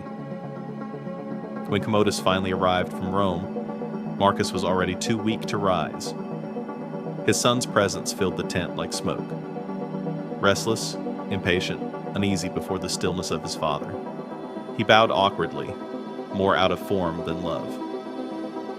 Marcus, through half-closed eyes, looked at him for a long moment. "Come closer," he said. Commodus knelt beside him. The old emperor placed a trembling hand on his son's arm. "You have been given great power," he said slowly, each word measured. "But remember, power is a test, not a blessing. The harder the test, the rarer the soul that passes it." Commodus avoided his gaze. "I will try," he muttered. Marcus smiled faintly. "Do not try," he whispered. "Understand?" He closed his eyes again. The conversation was over. It was not rebuke, nor reconciliation, only truth, spoken as gently as he could manage. That night, he asked to be left alone. His attendants begged to stay. He refused. "You cannot watch me cross a river," he told them. "Each man must find his own ford." They obeyed, retreating to the doorway, leaving only a single candle flickering beside him. He lay still, breathing softly, his face calm, his mind, as always, working. In those final hours, it is said he whispered fragments of his philosophy, though no one could hear them clearly. Perhaps he spoke to himself. Perhaps to the world he was leaving behind. Words like reason, nature, acceptance drifted in the air. One aide swore that Marcus smiled before he died.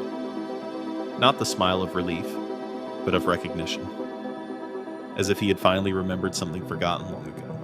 When the soldiers entered at dawn, they found him lying on his side, the candle burned out, his hand resting lightly upon his chest. There was no sign of struggle. His face was serene, as if asleep. He had died exactly as he had lived, quietly, without spectacle, without resentment. The guards stood in silence. Then, one by one, they knelt. None spoke. The air was cold but still, and the only sound was the soft rustle of banners in the wind. That day, the empire mourned, not with riots or drums, but with an unease that words could not express. Rome had lost its last philosopher. In him, an age had ended. They would carry his body back toward the capital. Along the road, villagers and soldiers lined the way, heads bowed, torches burning through the mist. When they reached Rome, Commodus ordered the traditional honors, processions, speeches, sacrifices, but none of it felt right. For Marcus, the man who refused triumphs, no marble arch could speak what his silence had taught. Some of his followers proposed a simpler remembrance, that his words, those quiet reflections written in tents and battlefields, be gathered and preserved. They called it Tes Iefton, to himself. History would name it Meditations. And so the emperor who never sought fame was granted eternity. Not through conquest, but through calm. Generals and kings would fade. Temples would crumble. Rome itself would fracture and fall. But the voice of Marcus Aurelius would remain. Not loud, not triumphant, but steady. A whisper from across the centuries reminding all who listened that peace is not found in the world, but within the narrow space between thought and reaction. You have power over your mind, he had written, not outside events. Realize this, and you will find strength. Even in death, his words continued to move. Through monasteries, through scholars, through soldiers on distant fields, passed from hand to hand like a small flame in the long night of history. And somewhere, beyond the reach of empire and time, one might imagine him still walking through endless fields, beneath an eternal dawn, unburdened, unhurried, quiet as the wind. He is no longer emperor, no longer philosopher, only a man who has learned to rest. The world he left behind continues its noise. Crowns rise, wars burn, hearts break. Yet his calm remains, as still and as certain as the river that once reflected his last sunrise. Marcus Aurelius, servant of reason, student of nature, ruler of himself, had completed the circle. And in his silence, the universe seemed to echo him back. Everything changes, everything returns. Be calm, for nothing is ever lost. The wind carried the sound of marching hooves through the morning mist. The Danube shimmered pale silver, its surface broken only by the ripples of a passing current.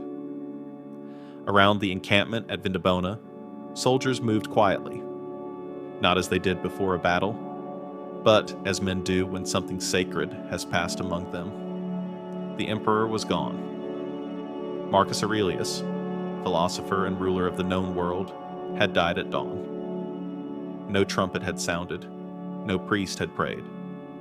He had simply exhaled and not drawn breath again. To the men who had followed him for years, the silence that followed felt unbearable. It was not the silence of victory or defeat, but of the universe pausing for a moment to honor one of its own. A man who had met death not as an enemy, but as an old friend keeping an appointment long promised. When word spread through the camp, no orders were given. The soldiers laid down their weapons of their own accord. Some wept openly, unashamed. Others simply stood in place, looking toward the tent where their emperor still lay, unwilling to speak, unwilling to move. His aides entered quietly. The candle that had burned through the night was now nothing but wax and smoke. The body lay serene, the expression unchanged from the calm he had carried through every storm. One attendant whispered that even in death, his face looked as though he were meditating. They found beside him a small wax tablet, open and marked by the last words he had written, the stylus still resting near his hand. The writing was faint but legible. Return to the earth as you came, unafraid, unresentful, unbroken. What was borrowed has been returned. What was given has been used well.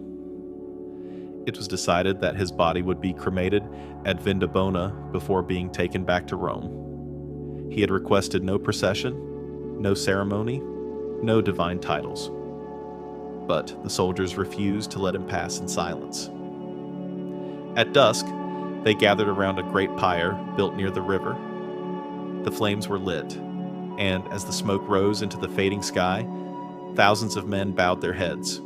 No speeches were made, no songs were sung. Only the sound of the wind moving through the trees and the crackle of fire breaking the cold. Some said the smoke rose straight upward, unbent by the breeze, as if even the air had chosen to honor the calm that had once commanded it. A young centurion, barely 20, whispered to the man beside him, "Do you think the gods will take him?" The older soldier, a veteran who had fought under Marcus for more than a decade, shook his head. "The gods will not need to," he said. "He has already become what they are." 3 days later, the ashes were gathered into a small urn of polished stone. Marcus had ordered it prepared long ago, engraved with a single phrase in Greek. "Defisi apodoune tau philomena," to nature what is owed. When the procession began, it was quiet. No fanfare, no imperial banners, only the rhythmic sound of sandals on frozen earth. The urn was carried not by generals or senators, but by common soldiers, men who had fought, starved, and suffered beside him. As they marched, they remembered the words he had often spoken to them before battle. "Death smiles at us all. All a man can do is smile back." And they did, through tears, through exhaustion, through reverence. They smiled, not because they were unafraid, but because he had taught them how to meet fear with dignity. The journey to Rome took weeks. Along the way, villagers came out of their homes to kneel as the column passed.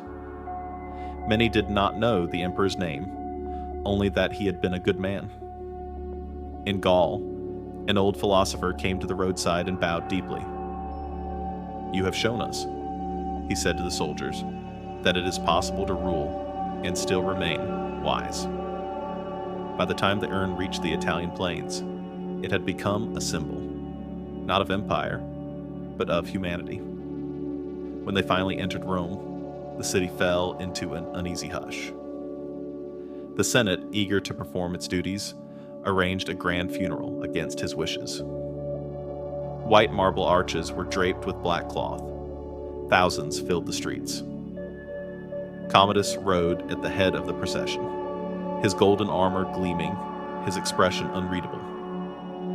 But among the people, there was no cheering. Only silence, deep and heavy, the kind that makes men whisper even in daylight. At the Field of Mars, the pyre was rebuilt, larger this time, carved with the emblems of the empire. When the flames rose again, the Senate declared Marcus Aurelius a god, as was tradition. But those who had known him smiled sadly. They knew he would have laughed at such honors. If they call me divine," he had once said, "it will be because they have forgotten what divinity truly is." To him, virtue was worship enough. When the ceremony ended, the ashes were interred in the mausoleum of Hadrian, the same resting place as emperors before him. Yet, even there, surrounded by marble and power, he remained the humblest of them all. In the days that followed, Rome began to change. Commodus, now emperor, announced games and festivals in his own honor. The Senate, weary and fearful, bowed quickly to his will. The people cheered once more, craving spectacle over substance. But for those who had known Marcus, the city seemed dimmer. The philosophers met in secret to read his writings aloud. Soldiers on distant frontiers carried copies of his sayings, written by hand in past-like prayer. Merchants quoted him. Parents repeated his words to their children. The happiness of your life depends upon the quality of your thoughts. The empire that had devoured its own prophets now whispered the wisdom of the man it had lost. In one of the last entries of Meditations, written perhaps only days before his death, Marcus had reflected on this very impermanence. Consider how swiftly all things pass away. Their bodies, their memories, even the praise of men who themselves soon die. Let this remind you, virtue alone endures. He had seen the truth of it now.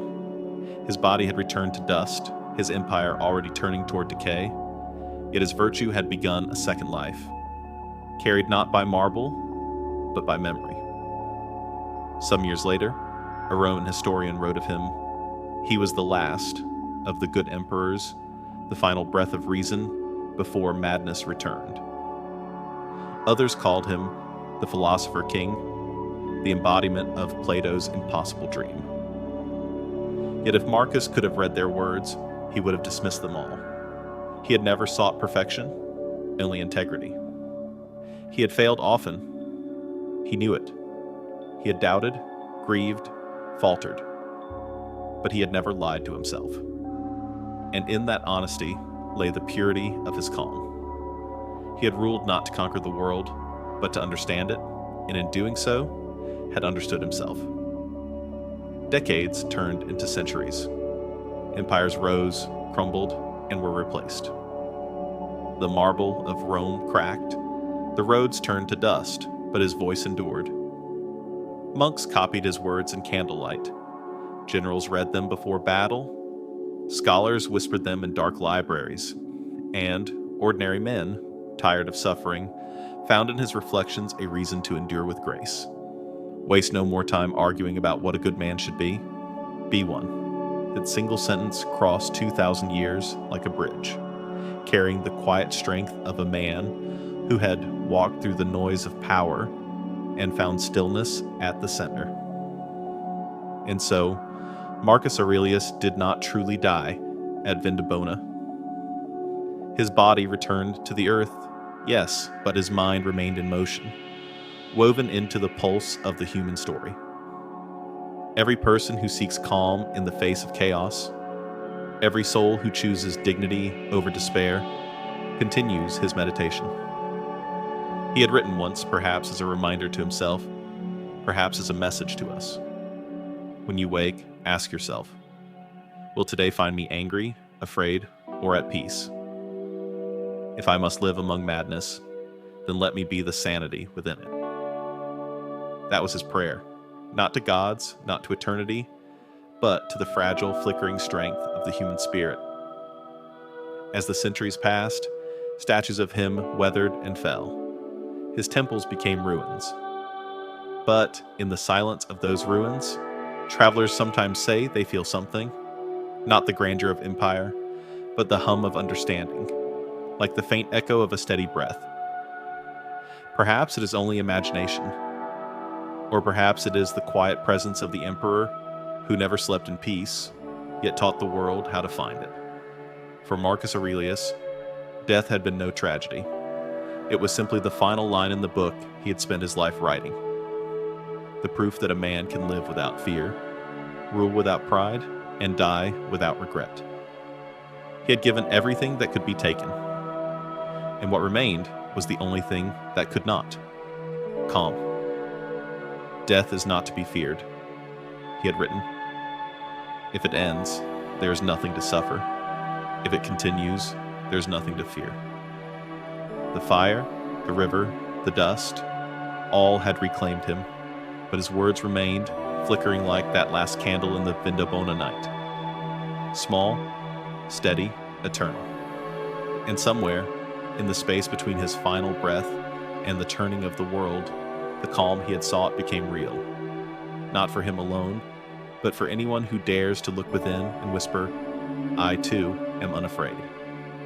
The years following Marcus Aurelius' death unfolded like the slow exhale after a long-held breath. Rome, once guided by reason, began to drift again toward noise. The Senate, weary from years of war and plague, turned their loyalty to Commodus, whose appetites were as vast as the empire itself.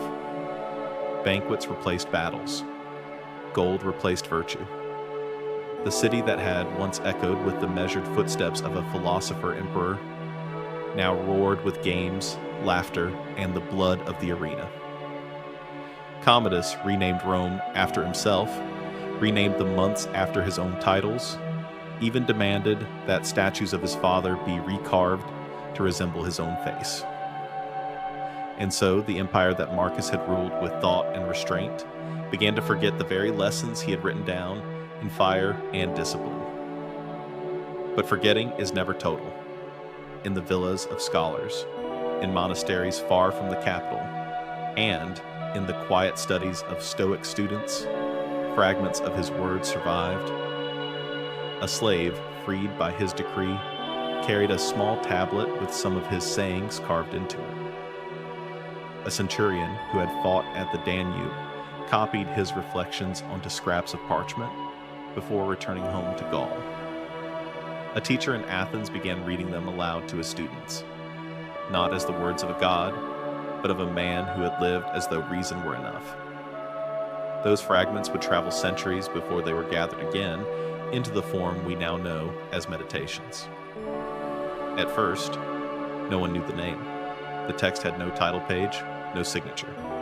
It was simply called To Himself. But those who read it recognized the voice. That quiet, rational compassion. The discipline that could not be taught by decree. If you are distressed by anything external, it read, the pain is not due to the thing itself, but to your estimate of it. And this you have the power to revoke at any moment. That line, copied, translated, whispered, became a torch passed through centuries of darkness. Meanwhile, history did what it always does. It turned gods back into men. Commodus's reign collapsed into madness, assassinations, and decline. The empire fractured, reformed, bled, and broke again. The marble cracked, the aqueducts dried, and the name of Rome, that invincible word, began to lose its shine. But through each collapse, Marcus's words endured, tucked away in the margins of monks' manuscripts, preserved not by kings, but by hands that valued quiet over conquest. His philosophy outlived his empire, and that, perhaps, was the final victory he never sought. Centuries later, when scholars in Constantinople rediscovered his writings, they found not commands or confessions, but something rarer, a man speaking to himself with tenderness. He did not preach. He did not threaten. He reminded. You have power over your mind, not outside events. Realize this, and you will find strength. For readers in every age, that sentence struck like light through stone. It was not written for emperors. It was written for anyone who had ever felt small beneath the weight of circumstance.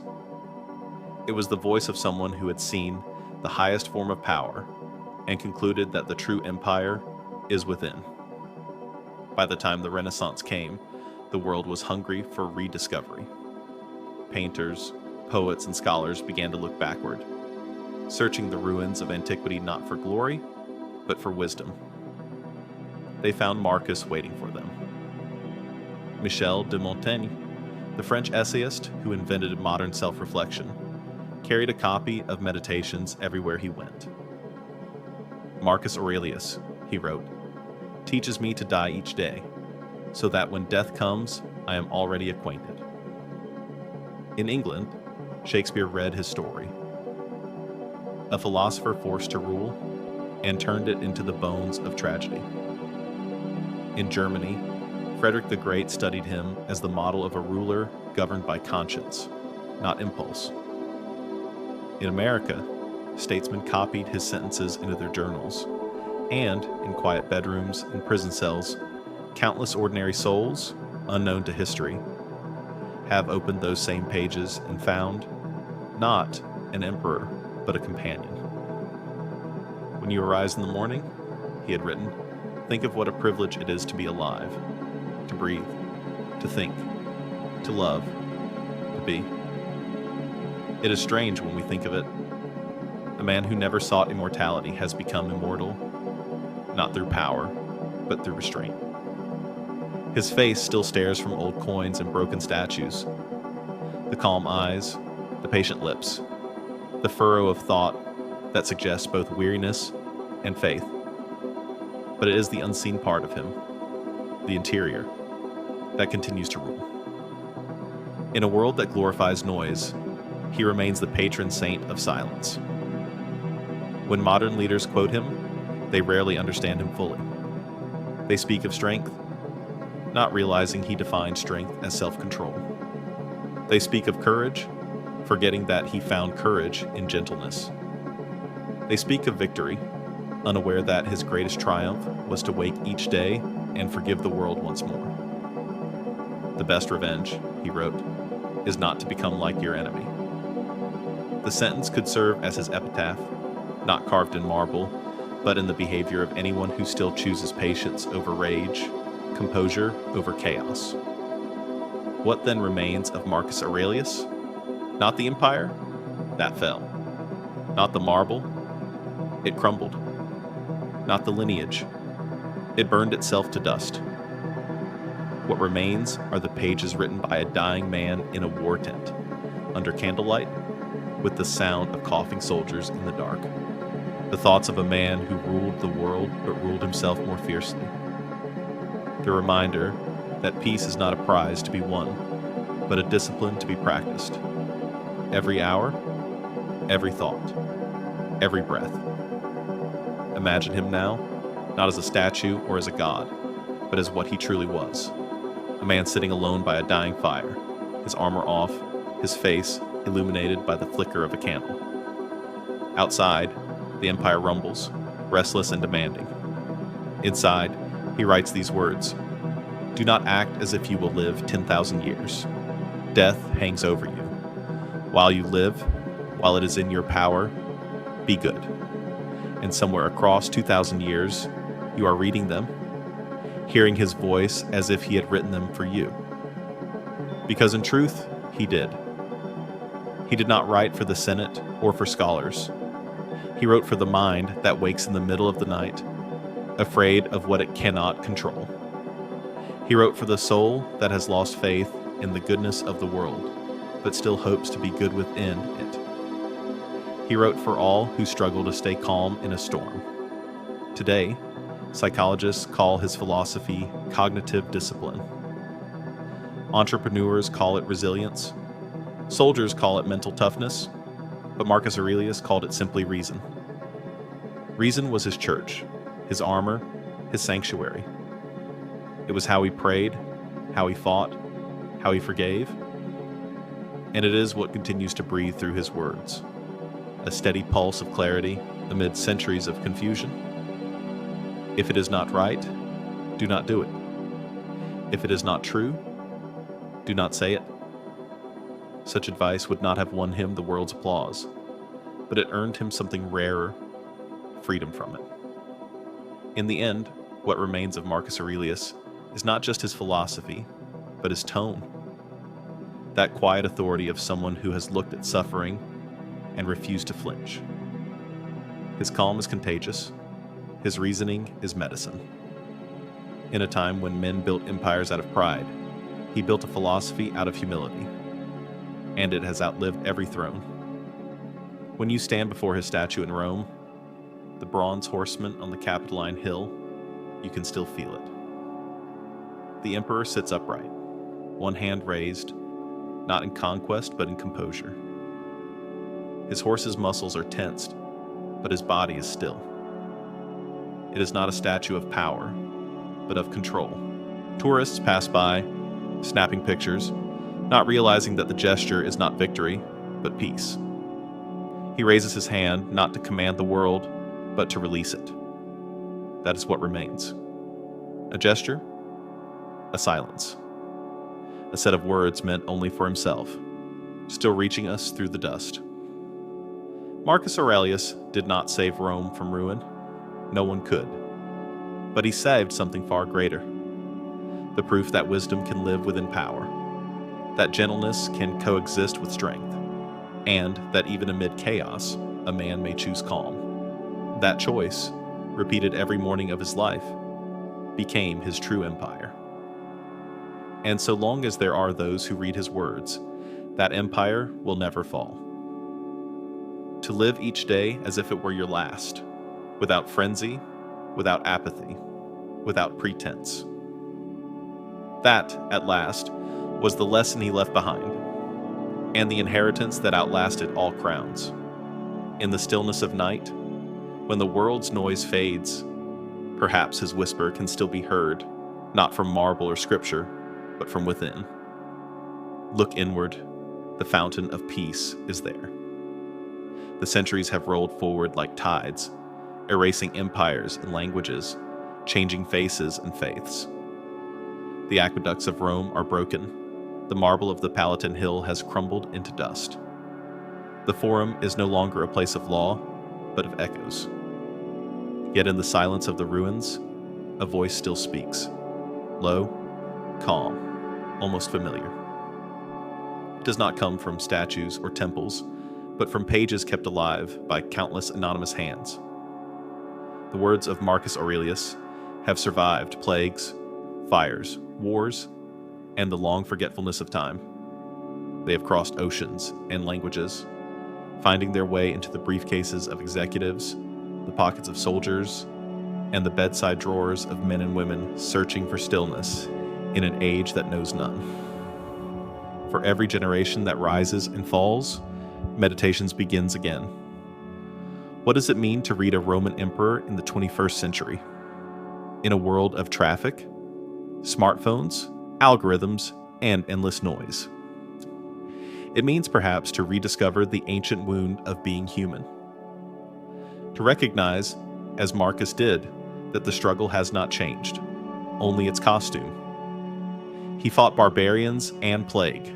We fight deadlines and despair. He faced the chaos of an empire. We face the chaos of information.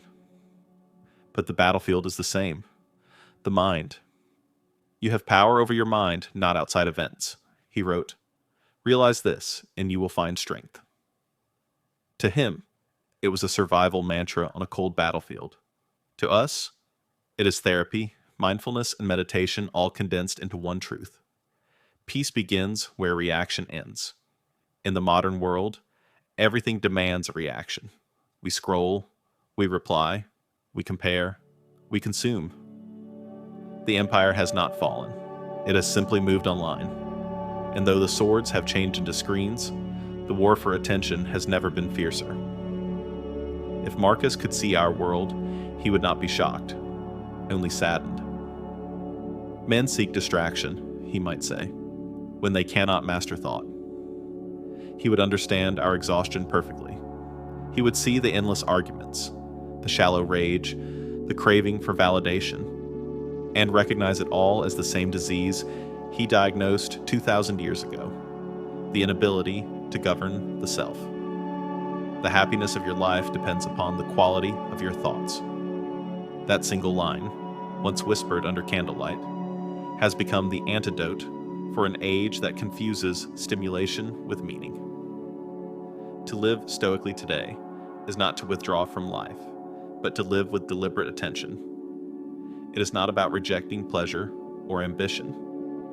It is about seeing them clearly, unblinded. Marcus never condemned beauty, success, or love. He simply refused to let them own him. He would tell the modern mind, "You are not your job title. You are not your follower count. You are not what they say of you.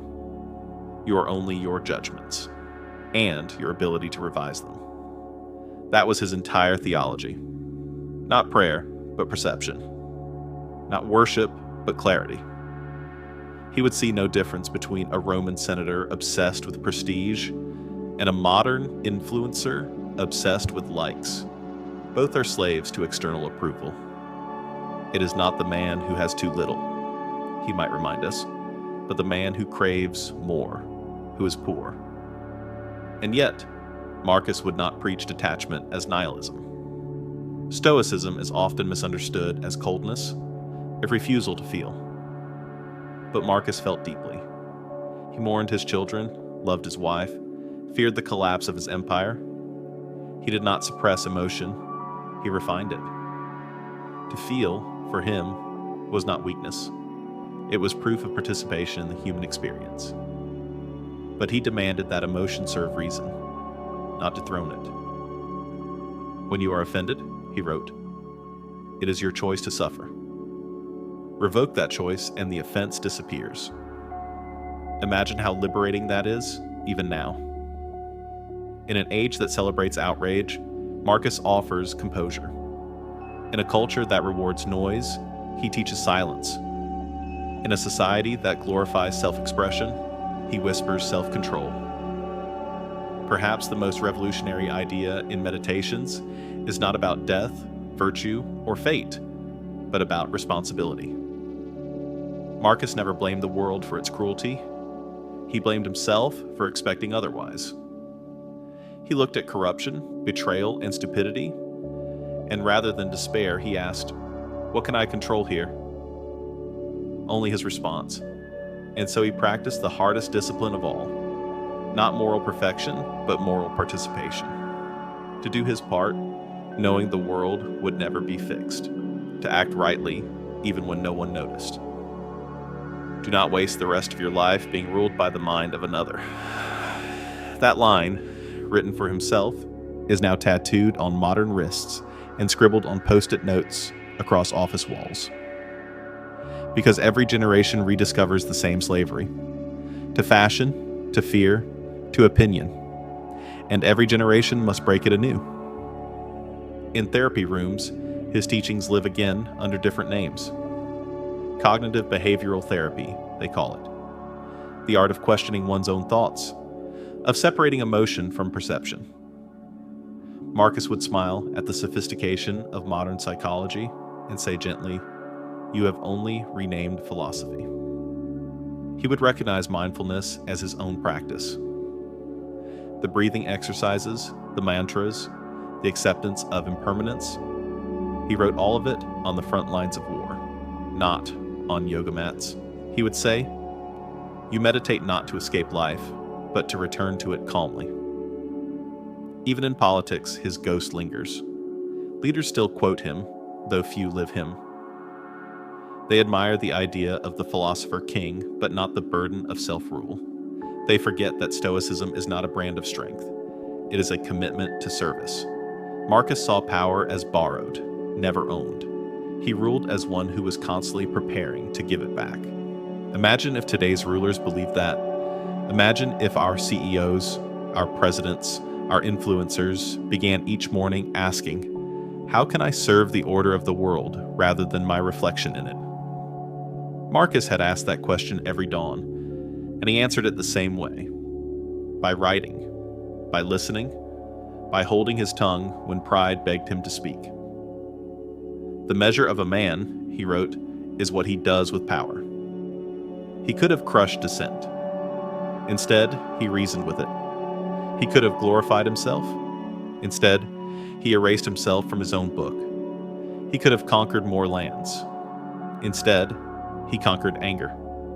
In the 21st century, Stoicism has become fashionable again. Podcasts, conferences, hashtags. But the truth behind it remains what Marcus always knew, that philosophy is not a performance, but a practice. It is not about appearing calm. It is about choosing calm when everything in you screams. It is not about appearing wise. It is about refusing to be cruel. It is not about appearing strong. It is about staying gentle in a world that mistakes gentleness for weakness. To live well, he said, is to live according to nature. And nature, he knew, is both ruthless and harmonious. Destruction and renewal in the same breath. He would tell us, "You are part of this pattern. You are not above it. Accept the storm, but do not become it." There is a moment every modern reader of meditations comes to, a kind of stillness, when the noise of the world fades and you realize he is speaking directly to you.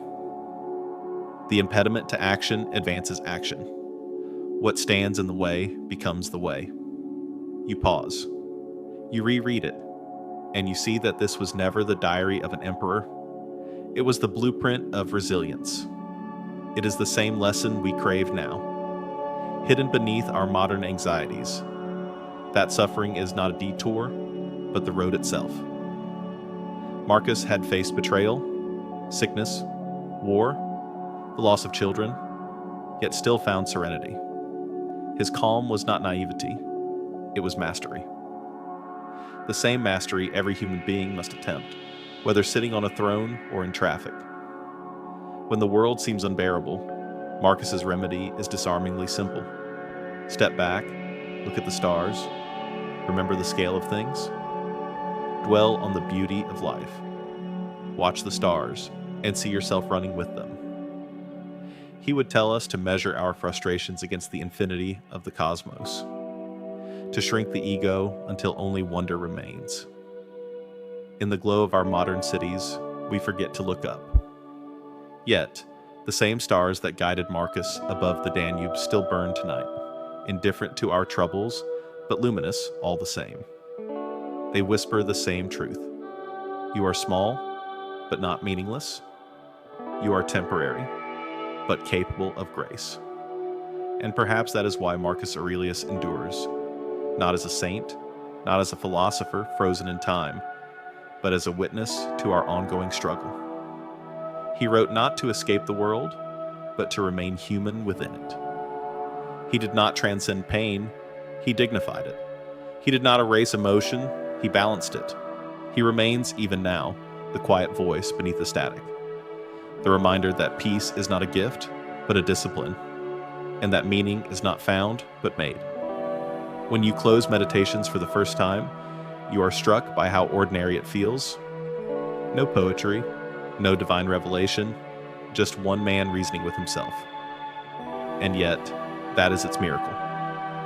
Because if calm was possible for him, a man ruling during plague, war, betrayal, then perhaps it is possible for us too.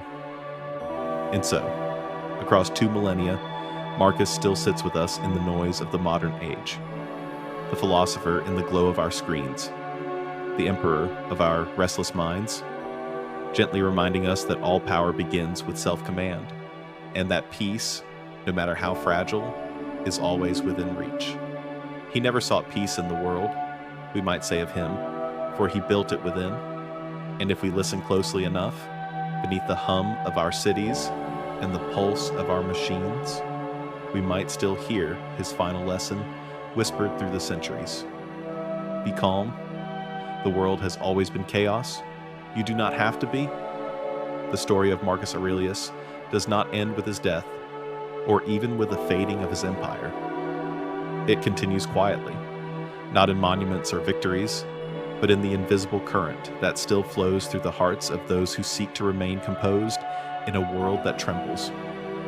For 2,000 years, his words have traveled, crossing deserts and oceans, sleeping in monasteries, surviving fires, carried in the minds of monks, generals, philosophers, and ordinary people who never saw themselves as wise, only as seekers of peace.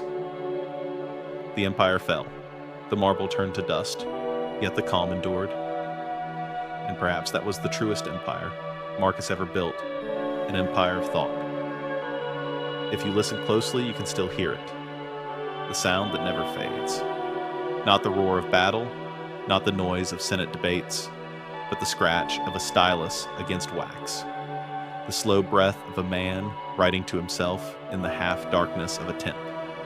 He was not writing history, he was building shelter. To look within, he once wrote, is to find the fountain of good, and it will ever bubble up if you will ever dig. That fountain still flows. Even now, when the modern world storms with distraction, when we mistake volume for meaning, when we drown in information but starve for understanding, the water he uncovered remains clear and cold. Imagine him, still, the candle's flame trembling, his breath visible in the cold air, the pages of meditation spread before him like fragments of a soul. He does not know that anyone will ever read them. He is not writing for fame or legacy. He writes because to live is to forget, and to write is to remember. He writes to remind himself that calm is not inherited, it is practiced. That wisdom is not granted, it is earned, one moment of restraint at a time. That love for the world is not naivete, it is courage in its purest form. And he writes because he knows what we still forget, that the only freedom that endures is the freedom to master oneself. The universe is change, he wrote. Life is opinion. Those words, deceptively simple, contain everything. Change, the law of existence. Opinion, the veil between reality and suffering. To accept the first and govern the second, that was his entire philosophy, the entire art of peace. Centuries later, travelers walking among the ruins of Rome still pause before the bronze statue that bears his image. The emperor astride his horse, hand raised not in command, but in quiet understanding. Beneath the horse's hoof, there is no enemy crushed, no captive displayed. There is only stillness. That gesture has survived longer than any throne. Children run beneath it. Tourists photograph it, but those who stop, truly stop, can feel something else. The calm that Marcus built still radiates from that gesture. The calm of a man who once ruled millions and discovered that the only kingdom worth conquering lies within a single breath. What is the nature of this calm? It is not silence without sound, nor stillness without motion. It is the harmony between them. The balance that comes when a mind ceases to argue with the world. To Marcus, calm was not the reward for victory, it was the discipline that made victory irrelevant. Calm was not detachment from life, it was immersion in it without drowning. Accept everything that happens, he wrote, as if you had chosen it. That single line is the summit of Stoicism, not surrender, but synthesis. To accept is to transform. When he wrote those words, he was not speaking to others, he was speaking to himself, to the tired emperor sitting among maps and letters of war, reminding his heart not to rebel against the inevitable. Every age needs that reminder. For us, calm feels impossible. The world moves too quickly, burns too brightly. We mistake urgency for purpose and distraction for depth. Yet Marcus would tell us that the human heart has not changed. Only the background noise has. Nowhere can man find a quieter or more untroubled retreat than in his own soul, he wrote. So constantly give yourself this retreat and renew yourself. Those words are a map back to center. They do not ask you to escape the world, but to stand within it and remain undisturbed. To practice his calm today means to pause before replying, to breathe before judging, to listen without needing to win. It means to remember that every frustration, traffic, insult, failure is an invitation to mastery. In that sense, Marcus's wisdom is not ancient. It is immediate. It does not belong to history. It belongs to every heartbeat that chooses dignity over noise. In his lifetime, he was surrounded by chaos, rebellion, famine, plague, deceit. Yet his writings contain no bitterness, only reminders. He saw everything that could corrupt a man and refused to let it. He wrote not about others, but about himself, the only kingdom he could control. And so his meditations became the quiet record of a man learning, again and again, that calm must be rebuilt every day. That even emperors wake with anger, with fear, with doubt, and must return, line by line, to peace. He knew that calm was not a permanent state.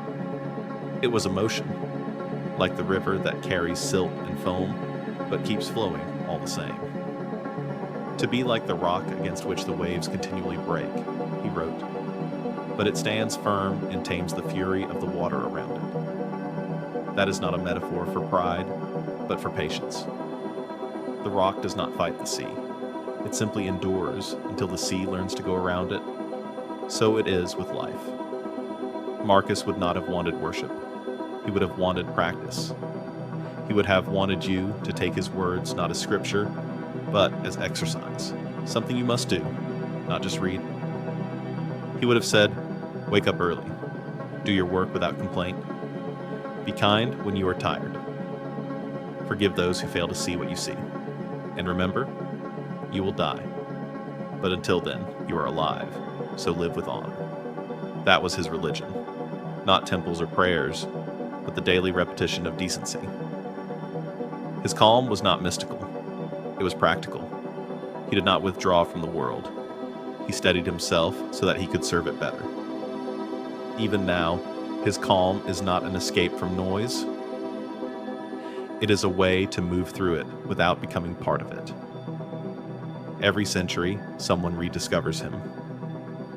A soldier in the trenches reads his words under candlelight and finds courage. A prisoner copies his sentences on the wall and finds endurance. A leader faces impossible choices and finds clarity. A lonely soul opens meditations and finds companionship. And in all those moments, Marcus lives again, not as emperor or philosopher, but as what he always was, a human being riding his way toward peace. We too live amid plagues and wars of our own making. We too chase distraction and mistake noise for meaning. Yet, the solution remains the same. Look inward, return to reason, choose calm. Be like the promontory against which the waves break, he said, but it stands firm and calms the fury of the water. In the rush of our days, we forget that the storm is not outside, it is inside. The moment we steady the mind, the world becomes quiet. That was the secret Marcus left behind, not hidden in temples, but written plainly in his notes. The eternal calm is not found. It is practiced, breath by breath. Picture him one last time, as he was, not the emperor, not the statue, but the man, sitting by a window at dawn, pale light touching his face, the sound of soldiers waking in the distance. His eyes are heavy, his body tired, but his mind clear. He takes a slow breath, picks up his stylus, and writes the same words he's written 100 times before. You could leave life right now.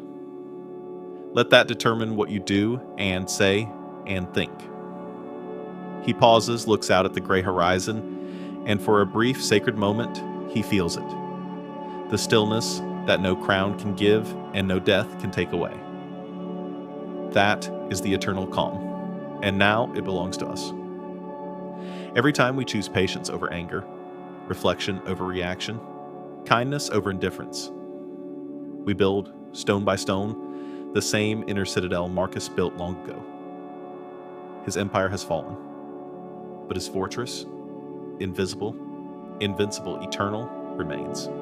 It is built in every person who dares to believe that peace is still possible. To be calm is not to be passive, he might whisper. It is to know that nothing, not even death, can disturb the peace within. So when the world shouts, when life breaks, when you feel yourself trembling, remember him. Remember the emperor who met every storm with grace, the philosopher who saw through power to truth, the man who faced death without fear and taught the living how to breathe.